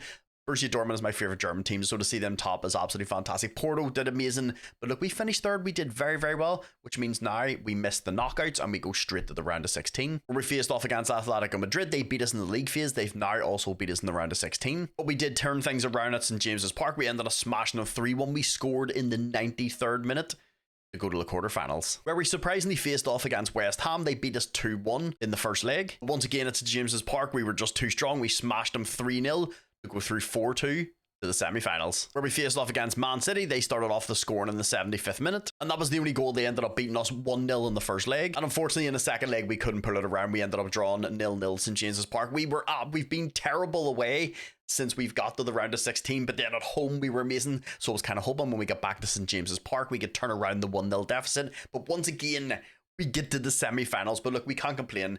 We did fantastic. We won the league, got to one of the cup finals, and then we also made it to the semi-finals of Champions League. So once again, a really good season. I just want to get to one Champions League final, boys. But boys, that now takes us over to the player performances. Our young keeper, Bowerman, who ridiculously is still only 22 years old, played 57 games, conceded 54, but had 24 clean sheets. And David, our new young centre back, he played 45 games, 1 goal, 3 assists. And Big Bonifacio, 42 games played, 4 goals, 1 assist. Then Big Andres played 39 games, 10 off the bench, 1 goal, 6 assists. He also looks fantastic now. He's got 18 acceleration. Then we do also have Ward as well. He played 33 games, 22 off the bench, 5 goals, 9 assists. It's good. I like that the assistant managers rotating the squad as well. Then we do also have Bill Murray, who was one of the ones that I had bought because I thought he was gonna like massively improve, but kind of has just stagnated. I think this is kind of him at his best, but look, I'm happy to keep him around as a good squad player. But he started 31 games, 21 off the bench, 4 goals, 5 assists. He's also English, so it helps with registration. Then Big Gutierrez started 50 games, 3 off the bench, 14 goals and 20 assists, so 34 goal involvements in his 50 games as well. He's also signed another year extension. And of course, the big man Souza at the right hand side played 61 games. Of course, we did lock him in for the season, 7 goals, 18 assists. Then Sarah, who had moved from centre back into the centre of the park, who looks absolutely ridiculous, by the way. He's now moved up to a world-class player. Played 57 games, 11 goals and 7 assists. Not bad for a player playing on support. I would say for 31 million, a pretty good purchase. So we did end up actually losing somebody in January, and that was Papa Mate Sarr. Look, Arsenal come in and offered for him. I said no. He got upset, the whole usual debacle. So then we ended up working out a wee bit of a deal. Look, a player I didn't want to get rid of, but we got him 45 million up front, working his way up to 70 million, which look, I know he's going to be 31, but he's still very, very good all-round. A player I didn't want to lose. He keeps the experience on our team. So obviously then we had to go and replace him. So the person I replaced him with is going to be this guy, Lucas Suglero Mira. Probably a wee bit more sort of like football focused. This is one I had sitting in the under 21s. Look, in January, I wanted to buy somebody, but look, it's January. You're going to get your pants pulled down for the price. So this guy basically filled in until I could bring somebody in probably a summer who I do want to replace. I think he's very, very good. He's only 20 years old, but look, Sarr was unreal. Very, very good all around. Good going forward, good going back. So I want someone kind of similar to that. And I think we did miss him from January on to the end of the season. But look, he played 38 games, 2 goals, 4 assists. In Big Corrente, he played 55 games. Of course, we did have to lock him in. 18 goals, 10 assists. Then Argulo, he played 57 games, 26 goals, 12 assists. And then Rourke, because he wasn't in the top goal scorers after having such a really, really good season last year, I was like, did he get injured? But he didn't. He played 56 games, 28 goals and 7 assists. Look, still a very, very good season. If you think about it, he had 35 goal involvements in 56 games. Still very, very good. I would have liked them to just just get us a few more goals. Of course, then we do also have Sands in the team as well. Started 7 games, 41 off the bench, 8 goals, 1 assist. Garcia, another one who got a lot of football as well. He only started 4 games, but he had 45 off the bench, 9 goals, 3 assists. So boys, look on all a fantastic third season. I think we did very, very well. Like I said, I want to get the NR Champions League final. With regards to the team, I'm pretty happy with nearly everybody in the team. Like I said, the only person I'm going to replace is Young Mera. I think he's a good player, but just he's not what I want in the centre park. I need someone that's a lot more well-rounded. The way Sar was, good at going forward, good going back, 6 foot in and around her. And like there was a few people I was kind of looking at in January, but they wanted ridiculous money because obviously nobody wants to lose their players in January. So look, we are going to replace him at some point, and I think, yeah, as far as I know, we still have good money. Yeah, we 486 million. So yeah, I think we're okay to be able to spend a little bit of cash. I still don't want to go out and spend like 100 million on a player. Yes, I know we have the cash, but I always live I play my football manager games the same way. I try to bring someone in cheap and then develop them over time. But look, if we were to go and spend 100 million, it's not much because we've just made so much cash. But the Segundo Volante on attack is the only position I do want to kind of replace with regards to summer. But all in all, boys, look, a fantastic third season. Jump over into season 4. So boys, then moving over into season 4, like I said, obviously I just wanted this just busy replace the Segundo Volante on attack. I've moved a few things around because we ended up losing somebody else as well. And that person was Miguel Gutierrez. So he had just over a year left on his contract in the summer. I tried to give him another contract. He rejected, said no due to the interest shown on him. So he's away to the Saudi League, which is a little frustrating because he's 31, still at a good age. His natural fitness and stamina are both fantastic. He's still a really, really good left back. So we ended up losing him over to the Saudi League. It's 40 million. Working its way up to 60 million. Look, I don't blame the dude. He's on £775,000 a week. But look, it was one of those ones. Didn't want to lose him just yet. I knew we were going to have to probably replace him probably next season. But here we are. And the only other person that went out the door was Alexandra. This is only on a season loan. He has signed a new contract, as you can see, up until 2035. But he is away out on loan to, is it Rennes? I think it's Rennes. Lens. So he's away for the season. This is one I was wanting to do a couple of years ago. I've been trying to get him loans every season. Nobody was interested. They took him on. He's going to be a regular starter. So then obviously with Gutierrez going out the door, we're going to need a left back. This is a guy I have been looking at for so long. Obviously, when I was looking at him, he wasn't as good as just this, but you could see the potential there. So this is going to be our new left back. Is going to be Enrique Pizarro. We did have to pay a wee bit of money because he had a release clause. So as you can see, we paid a total of 80 million. But look, we just get rid of Elise. I'm watching the Bayern Munich match. We get rid of Gutierrez for 60 million. Brought him in for 80. He has some fantastic stats. Look, crossing is 12. Not really going to worry about that too much. Good finishing, good first touch. Things you don't really need to worry about for a left back. But his physical stats are absolutely insane. He can play with both feet. He's only 23. He's got a good mentality, super consistent. He's also 6'3", is good natural fitness, good stamina. He's also got 17 anticipation, 16 concentration, 16 decision making, 17 off the ball, 15 positioning. So going forward and going back are both fantastic. He's kind of a bit of a similar player to Sarah, the guy that's playing in the middle of the park. They're going to be playing right beside each other. So yeah, our midfield and backline's looking a little beefy. So then the next person I brought in was Jay Ziminski. This is going to be our new right back. So like I said, I wanted to increase the quality of the player that was playing in the Segundo Volante on attack. So what I've done is taken Sosa, who was our right back, and put him into the centre park. That's naturally where he plays. I trained him at right back last year. So he's going to move into the centre park. He's 6'3", big physical guy. He's good all round. So like I said, exactly what I wanted whenever Sar left. So this is our new right back. We did once again have to pay a bit of money for him. He had a release clause. They would not get rid of it. It's not too often you have release clauses and players that come from France. Yeah, his release clause was actually 96 million and I got it down to 85. So here we are. But you can see the potential here already. Physical stats are absolutely insane. Acceleration and pace are 15 and 15, 16 and 15 for agility and balance. Natural fitness is 19 and 17, which is fantastic. We play a kind of a bit of a high pressing team, so like we're always working hard. Mental stats are also absolutely insane. His first touch is fantastic. You don't always need dribbling and crossing to be world class. Look, I just need him to pick up the ball, run the ball, go at people and just push them. And like I said, the great thing is he has guaranteed 4.5 star potential. As you can see, it is just the orange or the dark yellow stars, which means that's what his potential is going to get. So he's going to get another 1.5 stars better than this. Ideally would have liked to get him for a little cheaper, but he's absolutely fantastic. And the main thing was I wanted to get a player who we could progress and make a bit better, and he's that guy. So I also went out and got this young guy as well. My scouts actually recommended this guy to me. Steve Hill, he was on my short list. There was a bunch of teams going after him. His initial starting price was about 4 million. We ended up paying 10 because I put in 4.5 million. I thought, right, we've got a lot of money. I'll go and give a wee bit of extra cash. So I offered him 4.5 million, and then other teams come in. Arsenal come in. PSG was actually in for him. Juventus. I think there was 14 teams in total that was looking for this kid. So like I said, we got him in the door for a total of 10 million. Look, one of these things is he's English, 6 foot, strong on 1 foot, very strong with the other foot. He's playing a 2.5 star, has guaranteed like 4-star potential, maybe 4.5. We'll just have to wait and see. So I am in the process of trying to loan him out. But once again, like I said, I want to try and keep as many English players in the team as I can. But as you know, buying English players gets very expensive. So this is a good one for the future. Then another one I went and bought. Do you want to hear a funny story? So this guy, Logan Macrica, obviously this is just going to be for squad rotation. We're going to need people that can play in the Segundo Volante. We don't have a lot of people who can play there, obviously, with the players that we've lost for the last couple of seasons. And then I would like to bring in a wee bit more quality. So this guy, Logan Macrica, I actually looked at him last year because he's playing a 2-star, has anywhere from sort of 3.5 to like 4-star potential. I tried to buy him last year. They wanted 87.5 million for him. I paid a total of 15. This is obviously whenever the whole debacle with Sarr and stuff, I was looking at other players to bring in. So it just shows you, like, if you wait like half a season or a season, the value for players just goes down. It's absolutely insane. This is one 6'3", pretty good all round. He's only 19 years old, obviously going to play as a backup to Sarah and Sosa in the middle of the park. But this is, once again, it increases the quality of our squad depth. So this is what the team is going to look like going into season 4, and near said season 3 there. Barman and nets, David Bonifacio and Andreas. And then Pizarro on the left-hand side, Kaminsky on the right-hand side. Kaminsky's very, very good all round, so it's nice to have him over there. And then, like I said, Sosa and Sarah in the middle of the park.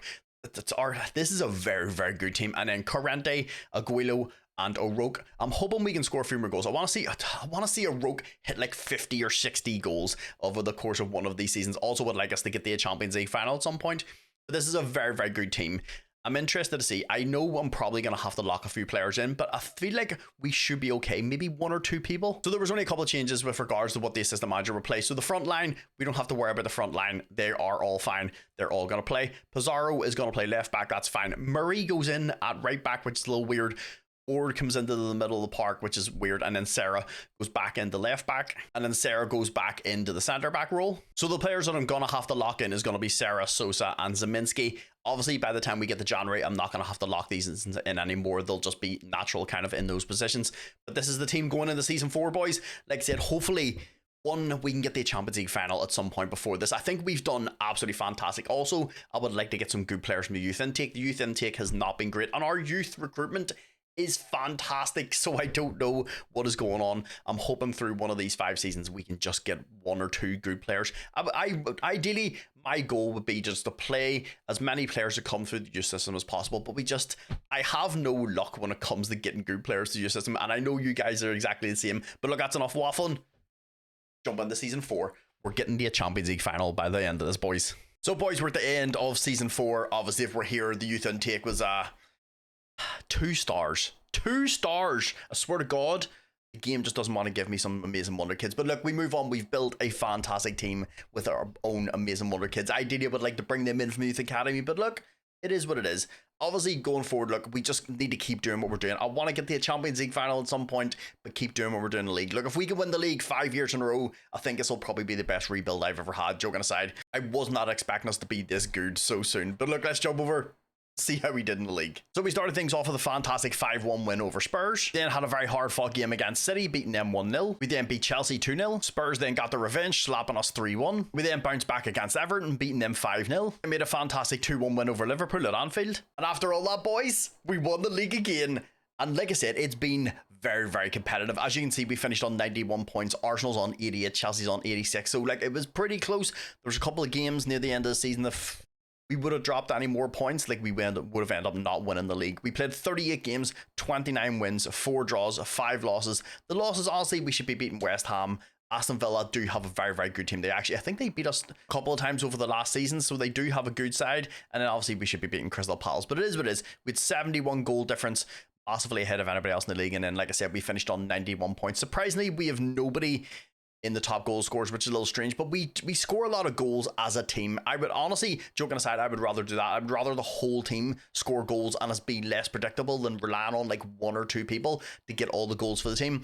But look, Erling Haaland is still there. Esposito is at Spurs. You know, my love, Esposito is my favourite striker in the game. And then this guy, Harrison White, I actually tried to buy this guy a couple of seasons ago, but they wanted ridiculous money for him. As you can see, he is absolutely wild. The only thing that kind of put me off a little bit is he doesn't enjoy the big games and he was inconsistent. And I was just like, but then also the money they wanted for him. I tried to buy him, I think it was here, like in around here. They wanted a total of like, it was like 128 million, which don't get wrong, would it have been worth it just because he's English, he's 22, he's one of the best players in the game, but just at the time, I was just like, I don't know. Then we do have Arjulo in there for the average ratings. He's also in there for assists. Surprisingly, none of our fullbacks is in there, which kind of wild. I've also noticed Patrick Dorgu is at Liverpool. When did Man United sell 20 million to Porto and then Porto sold? Okay.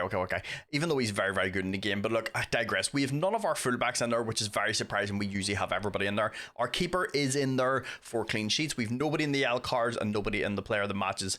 So team stats, most points per game is us. Pretty close behind us is Arsenal. Most goals, we scored 99. Would have liked us to break the 100 for the whole season, but it is what it is.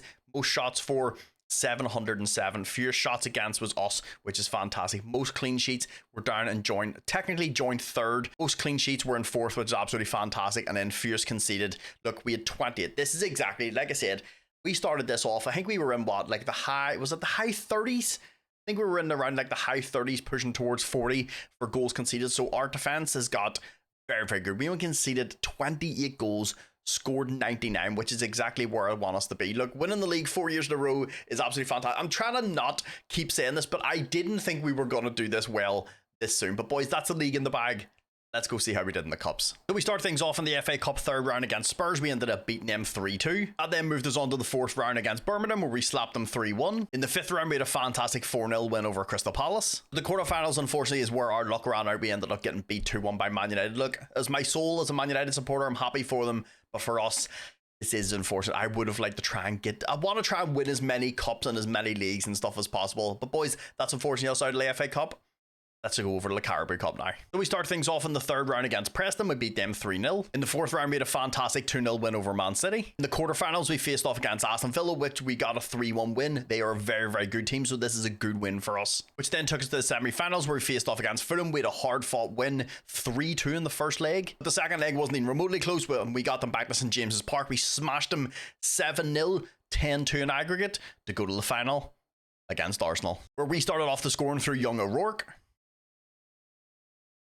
And that was the only goal of the game. We ended up winning 1-0. Look, this is fantastic. I always try and win at least one of the cups every year. Look, that's my goal. Be as competitive as you can in the league. Try and win one of the cups, and then obviously do as well as we can in the Champions League. And my goal, like I said, for this is still to make it the one Champions League final. We have done so well the last couple of years. I just want to get the one final. But boys, that's the cups out of the way.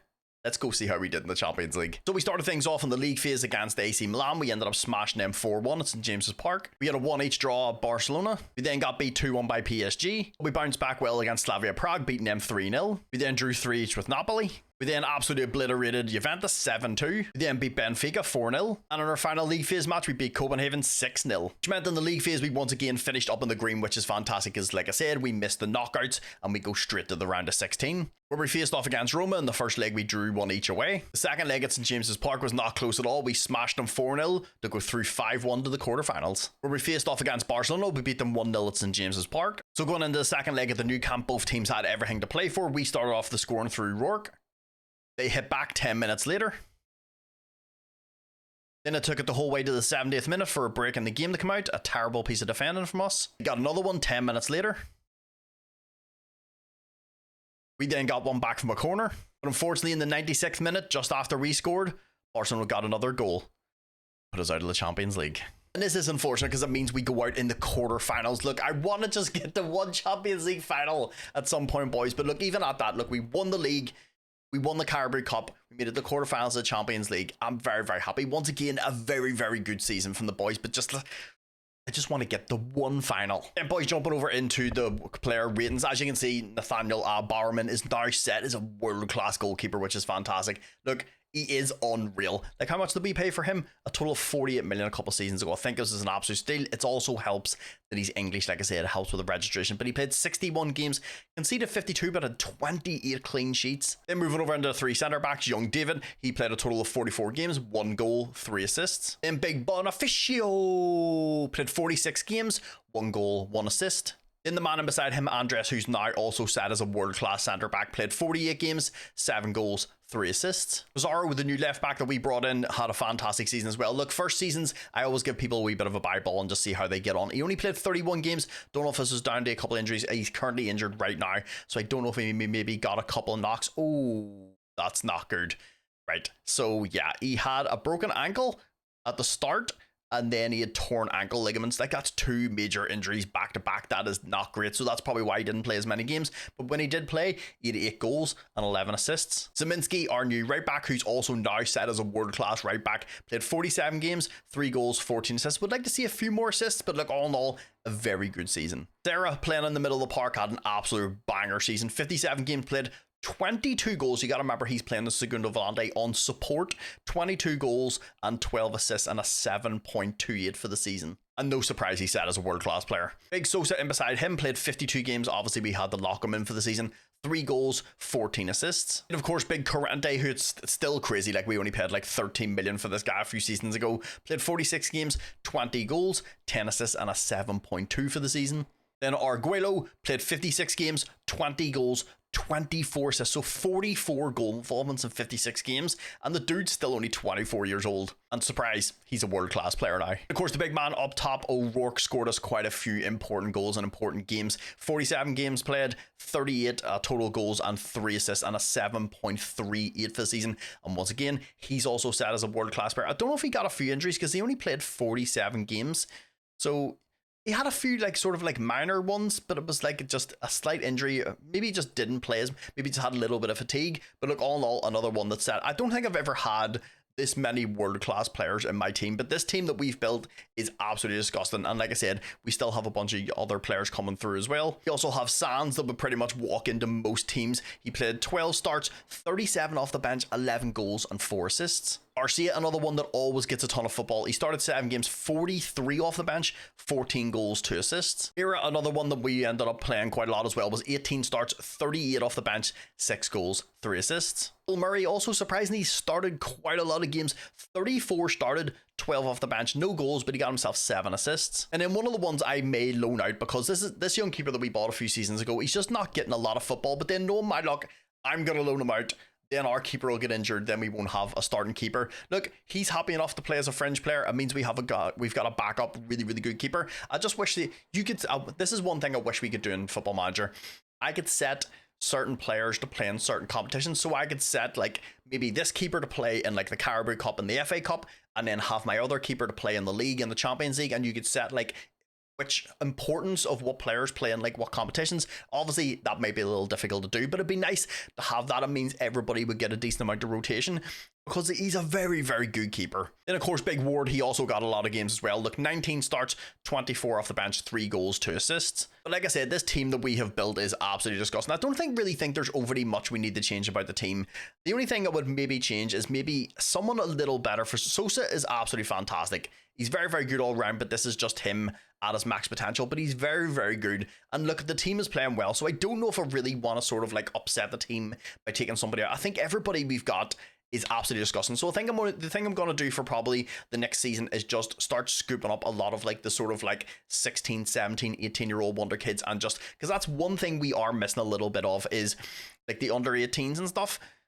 If it goes, has a couple of decent young players in there, but like I want to have, basically when you take this save on, I want you to have an absolute plethora of just young talent in the team. You have a very, very good first team, but then you have amazing wonder kids in the under 18s and the under 21s. So I just want you to have an amazing squad to take on. And look, we still have a total of 353 million. So like we're not short on cash to basically bring in some young players. So that's probably what I'm going to do for season 5. I don't think I'm going to change the first team. I'm pretty happy with it.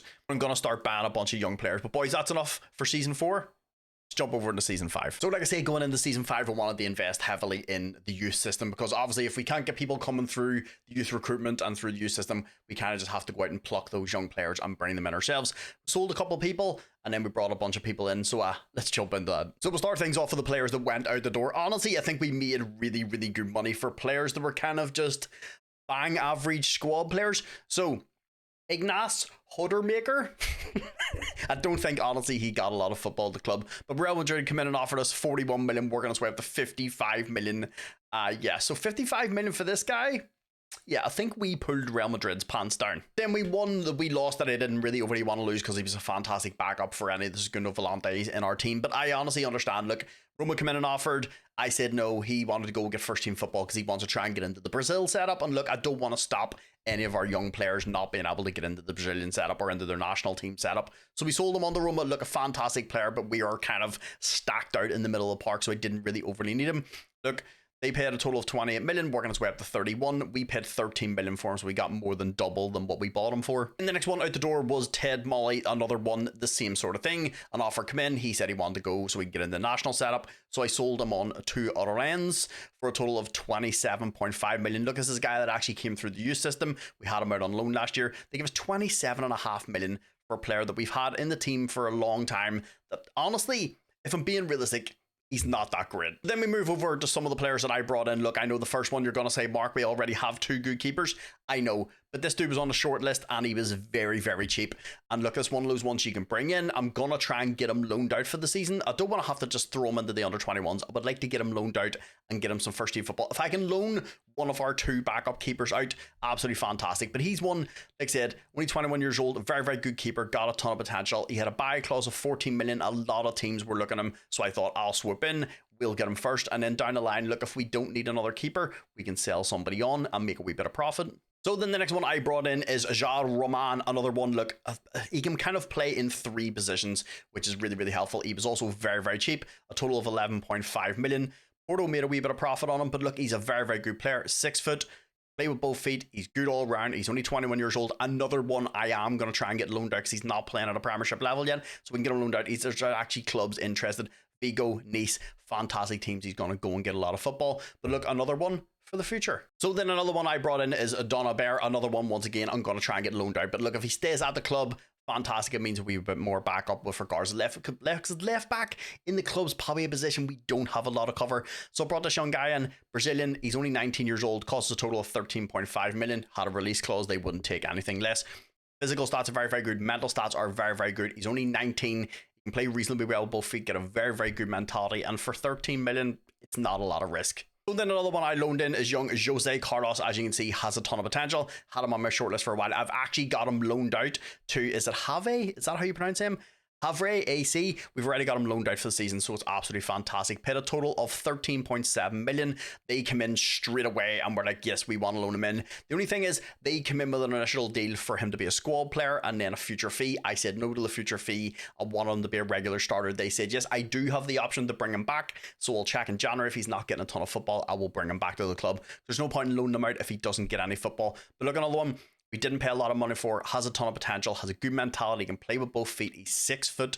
And down the line, I think in a couple of seasons, he could be very good. Then another one I brought in, this is more likely going to be a wee bit of a one for squad depth because we did obviously lose a few players in the attack and midfield role. And this one is going to be Guillaume Kawashi. We paid a total of 17 million for him. Look, he has a decent amount of potential.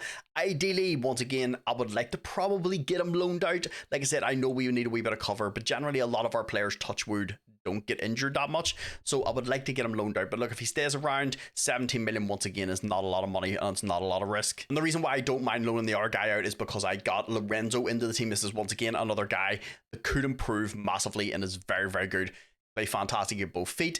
20 years old. He's got an amazing mentality. As you can see, physical stats are absolutely fantastic. Dribbling, finishing, and first touch are all good. Passing, a technique, also all very good. A total of 19 million is not a lot of money for a player of his caliber. Then another one I brought in is going to be Delphi Maron. This is one I am currently in the process of loaning out for the season. 21 years old. This is going to be one I want to see how good he can get. He had a release clause. I had him on my shortlist for a little bit. Paid a total of 27.5 million. Look, it was a release clause. They wouldn't let him go for anything less. You know how Spanish clubs are. But this is one very, very interesting. 6'5". Does have a wee bit of a weaker foot, but it's something we can work on with individual training. But a fantastic mentality, super consistent. Like I said, he's only 21 years old. Very good in the air, good dribbling, good finishing, good first touch. Physical stats are also, his physical stats make him look like he's not that quick. It's 14 acceleration and 13 pace for a dude that's 6'5". This is one down the line I feel like has some serious potential, but for the coming season, I'd like to get him loaned out. So the only change I'm going to make to the team for season 5 is I'm actually going to bring back McRecky. This was a guy we got last year, then I loaned him out.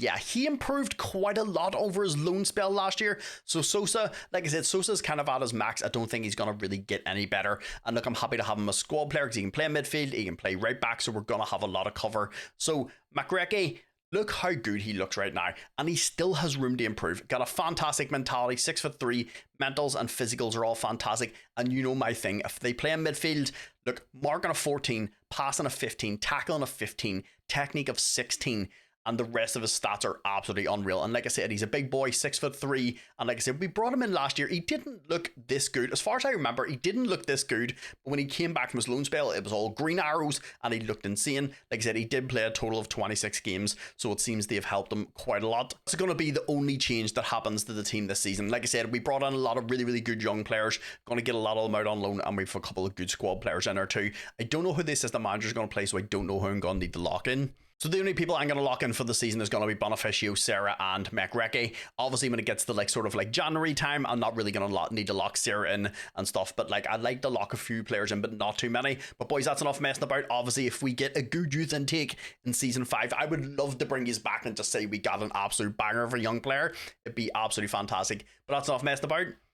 Let's go play season 5. So boys, the end of season 5. Look, the 4 seasons we've already had, we've done absolutely fantastic. Done well in the Champions League, all the cups. We've absolutely smashed the league. I've said this a couple of seasons. I didn't expect us to be this good so fast, but I'm happy we are, because then you just get to take on a team that's absolutely fantastic. And I get a wee bit of enjoyment out of just smashing some teams in the Premiership and winning some trophies.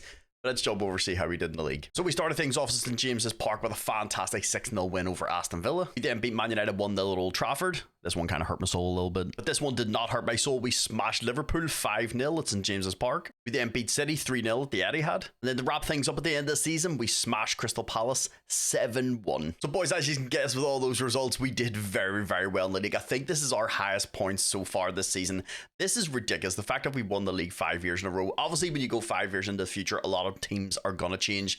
Teams that were maybe amazing aren't so amazing anymore, and like, it just makes things a little bit interesting. I also just noticed Benjamin Sisko now plays for West Ham. The top 3 strikers, have you noticed a pattern in FM? Big physical strikers just seem to do the job. Erling Haaland, 6'4", good in the air, he's fast. Sisko, 6'5", good in the air, he's pretty fast. Esposito, 6'2", really good in the air, maybe not just as fast, but they're all big and physical. There's a bit of a pattern occurring, boys, but we played 38 games, we won 30, 4 draws, only 4 losses. The City, Arsenal, Tottenham, maybe should have won the Leicester game, but look, you're going to lose some games to smaller teams at some point. And we had a 93 goal difference and finished on 94 points. Like I said, none of our players in the top goal scorers. We do have Sarah in the average ratings, along with Erling Haaland and Esposito. And then we have Corrente with 17 assists. Bonifacio is in there for yellow cards. Barman is second for clean sheets. And then Sarah is also in there for player of the matches. If we go to the team overall stats, obviously most points is going to be us, with Man City not far behind. We scored 116 goals. City also had a great season. They had 104 goals. Most shots for, we had 772. Fewest shots against was once again us. Most clean sheets was us with 19 clean sheets, and then the fewest conceded, 23. This is probably our best season. 23 goals conceded, 116 goals scored. This is what you want, isn't it? To be good at the back and also score goals up top. Obviously, these things take a lot of time. Obviously, I actually I'm happy that I've found a formation that I've kind of built and tweaked a wee bit myself. Obviously, huge credit to K-Nap for the original tactic. I will put his original tactic down in the pinned comments, along with my tactic that you can go and download. So he gave me the inspiration to kind of build this tactic up a little bit. I wanted something that was a wee bit more balanced. Not so, I don't like just going all out attack. I kind of like a balanced mentality and just kind of sort of play as a team and work a wee bit smarter. And look, it worked out pretty well. And that's the great thing about FM. You can take a tactic, you can go maybe not defensive, but you can go attacking, you can go positive, you can go balanced, you could go 3 at the back, you can go 4 at the back. There's so much variety in FM on how you can play the game. And that's the thing. Play the tactic you enjoy. Don't let anybody tell you how to play the game, because that's the thing about this. You just play how the fuck you want. So then after all those inspirational quotes, we jumped over into the FA Cup third round against Stockport. We smashed them 6-0. In the fourth round, we faced off against Wolves. We beat them 5-1. But unfortunately, that's where our FA Cup fun ended. We ended up getting smashed 3-1 in the fifth round by Liverpool. Of course, it had to be Liverpool after me being excited about beating them up in the league. But look, it is what it is. I would have liked to get a little bit further in the cup. But you can't win everything, boys. So that then took us over to the Carabao Cup, where we started things off in the third round. We smashed Arsenal 4-1. In the fourth round, we faced off against Bournemouth. We beat them 2-0. That then took us over to the quarterfinals, where we faced off against Everton. We beat them 3-1. In the semi-final first leg, we faced off against Sheffield United. We drew 0-0. In the second leg, we were a lot more dominant. We beat them 3-0. The boys take us to a Carabao Cup final, where we faced off against, of all teams, Watford. We started off the scoring through, surprisingly, an OG. Big Sarah then made it 2-0. They got one back from a penalty 2 minutes later. But that was the final score, boys. We ended up winning the Carabao Cup 2-1. That OG, I don't know, it bounced off him, hit off the keeper, hit him, and then he just kicked it in. Look, I'm going to take it. If that was my centre back, I'm not going to lie, boys, I think I would probably have sold him in the summer. But joking aside, look, winning a Carabao Cup and continuing to win more trophies. We've won the league. We've won the Carabao Cup.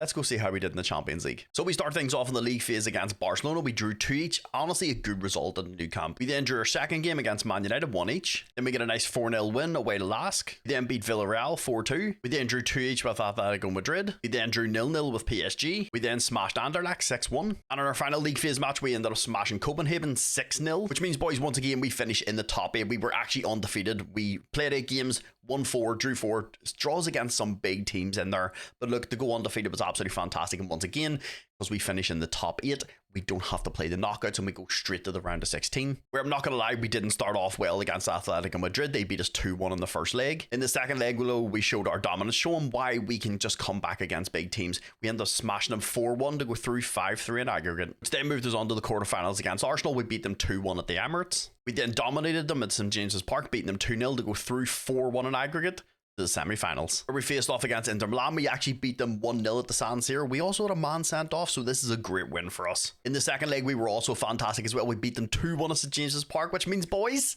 we go to our first Champions League final against Bayern Munich, where we actually started off the scoring through Pizarro in the 7th minute. Big Corrente then made it 2-0. And in the 80th minute, we got a third goal through Rourke. What great play from Senna. We're, boys, finally, we get the Champions League final. And look, when I seen this come up, I was like, yes, we're in the Champions League final. I was so happy to get there. But to win it and win it in our final season look, this has been a absolutely fantastic rebuild. We've won the league so many times. And I know I've said this a lot through this video. I did not expect us to play this well, especially with a tactic that I've kind of made up a wee bit as well. Look, I'm not a tactics master. Everybody who knows me knows that is true. A tactics building is just not my thing. So to build something and for it to do very, very well, we have done absolutely fantastic. We've obliterated, I would say this is probably one of the best saves I've done. So then, boys, moving over into the player performances. And look, here's the thing. Look, I would say I'm pretty decent at FM.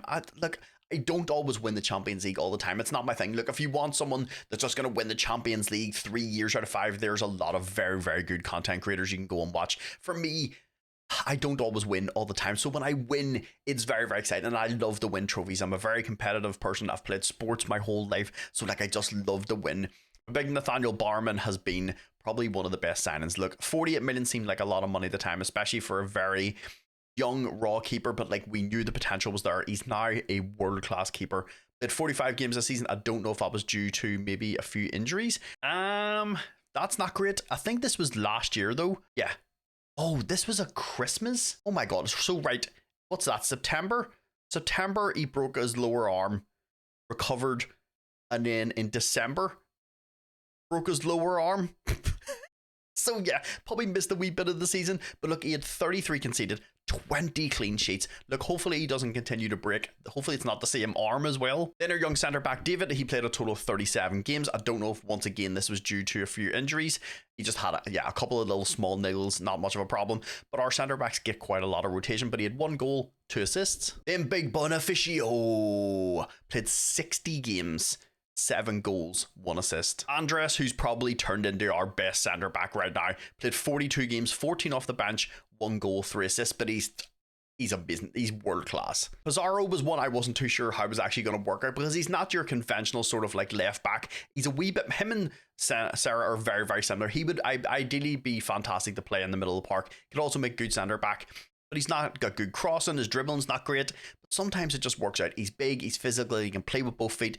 Played 49 games, 10 goals, 13 assists, and he's also world class. Then, of course, Kaminsky playing on the other side. He played 35 games. Once again, I don't know if this was down to squad rotation or injuries. He had a torn calf muscle and then a gash. He's had a couple of interesting major injuries. So played 35 games, 2 off the bench, no goals, but 12 assists. Another one that's also world class. Then, of course, Big Sosa is another one that got a lot of squad rotation as well. Started 34 games, 23 off the bench, 5 goals and 11 assists. Ward is another one that also seems to get a lot of football. He started 29 games, 29 off the bench, 2 goals, 4 assists. But this is the thing.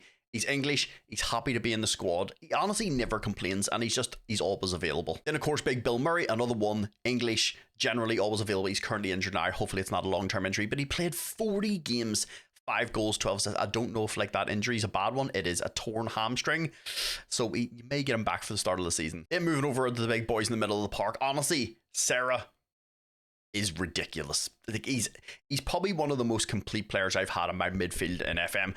He's very good all around. Played 47 games, 23 goals, 15 assists, and a 7.49 for the season. I honestly wish he had better leadership. I would just make him our captain. Then the big man, Logan, in beside him, played 60 games. Remember, we did lock him in for the season though. 10 goals, 10 assists, but another one that has really, really good potential, and he's very good all around. Obviously not as good as Sarah, but it's kind of hard to be as good as him. Then, of course, young Bustos also got quite a decent amount of games as well. 24 started, 30 off the bench, 13 goals and 16 assists. Don't worry, he's just upset. He wants a new contract. I also just remembered that he's also 5'3". But then, of course, big Corrente, another one that's just been absolutely fantastic. 45 games played, 12 off the bench, 18 goals, 19 assists and a 7.19 for the season, and he's still only 22. Then, of course, big Arguello as our pressing forward. 51 games started, 21 goals, 14 assists and a 7.2 for the season. Another one that's world class, and he's still only 25. Then the big man up top, Rourke, 51 games played, 31 goals, 6 assists. I just lied to you and just added an extra one in there, and a 7.3. Another one who's also world class and 25. Surprisingly, one of the ones I actually wanted to see get a wee bit of football was Lorenzo. I did try to loan him out. Nobody was interested. Is somebody interested in loaning him now? Yeah, there you go. Monaco were interested. So if you take this save on, you're going to be able to loan him out. Or if you're going to be playing the games, you can give him a ton of football. I wanted him to get a wee bit of football. He had like 2 non-competitive matches. Then another one who's also absolutely ridiculous as well is Sands. Played 10 games, 39 off the bench, 19 goals. He's also disgustingly good. 5 assists and an over 7 rating. You then also have Garcia in there. He started 8 games, 39 off the bench, 13 goals, 5 assists. Another one that's a very, very good squad player. The fact that we can even call half of those players squad players is absolutely ridiculous. Honestly, this is probably one of the best squads I think I've built in FM24, especially our forward line. O'Rourke obviously costs us a lot of money because we had to buy him from the Premiership. I think it was it Nottingham Forest? It was like 76 million. But look, it is what it is. When you're banned from the Premiership, you know how it is. But Arguello cost us what? Like, was it 7.5 million? I think he cost us, 7.5 million right at the start of the save. And then Corrente was like 13, I think, 13.5. We have 3 world-class strikers. Technically, Corrente's playing a midfield, but he can't play as a striker. We have 3 world-class strikers. Sarah is world-class, Andres is world-class, Pizarro is world-class, Barrowman is world-class.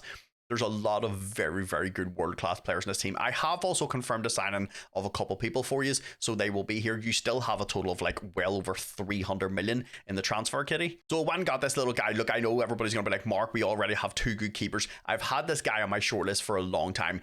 He has disgustingly good potential.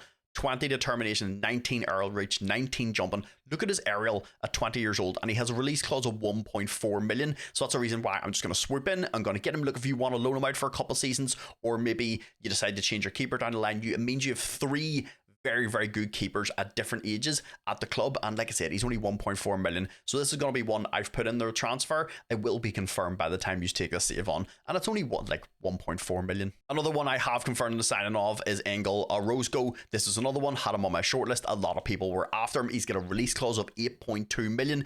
He can play in midfield, a little small. Honestly, this would probably be a very, very good right back. He would probably be a very, very good right back because he's got amazing passing, amazing technique. He's got 12 tackling and 13 marking. He's also got good aggression. His physical stats are good. Like I said, probably a little small to play in midfield at 5'7", so you could play him out on the right, or he could be a backup for Corrente. Another one for 8.2 million is an absolute steal. Then the next one I'm going to confirm the signing on is going to be this guy, Evan Marley. Look, I know he probably doesn't look like he could be amazing, but here's the thing. He's got an amazing mentality, 20 determination, good finishing, and he has a release clause of 2.9 million. He's also Scottish, so it's going to help us with a wee bit of registration and stuff as well. And look, this is one, you loan him out for a couple of seasons, see how he gets on. You know, for 2.9 million, you could sell him down the line for like 15 or 20 million, and it's going to be one of those ones.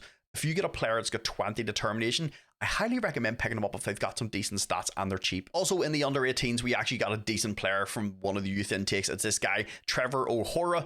Look, he's Irish, 6'2", little one-footed, but look, it's nothing really much to worry about. He's got a good mentality. Mental stats are very, very good. He just turned 18 years old, so he's one to watch out for in your under 18s. You then also have this guy who, it's honestly, I recommend playing because he has guaranteed 4.5 star potential. Strong on one foot, very strong with the other foot. I tried to loan him out.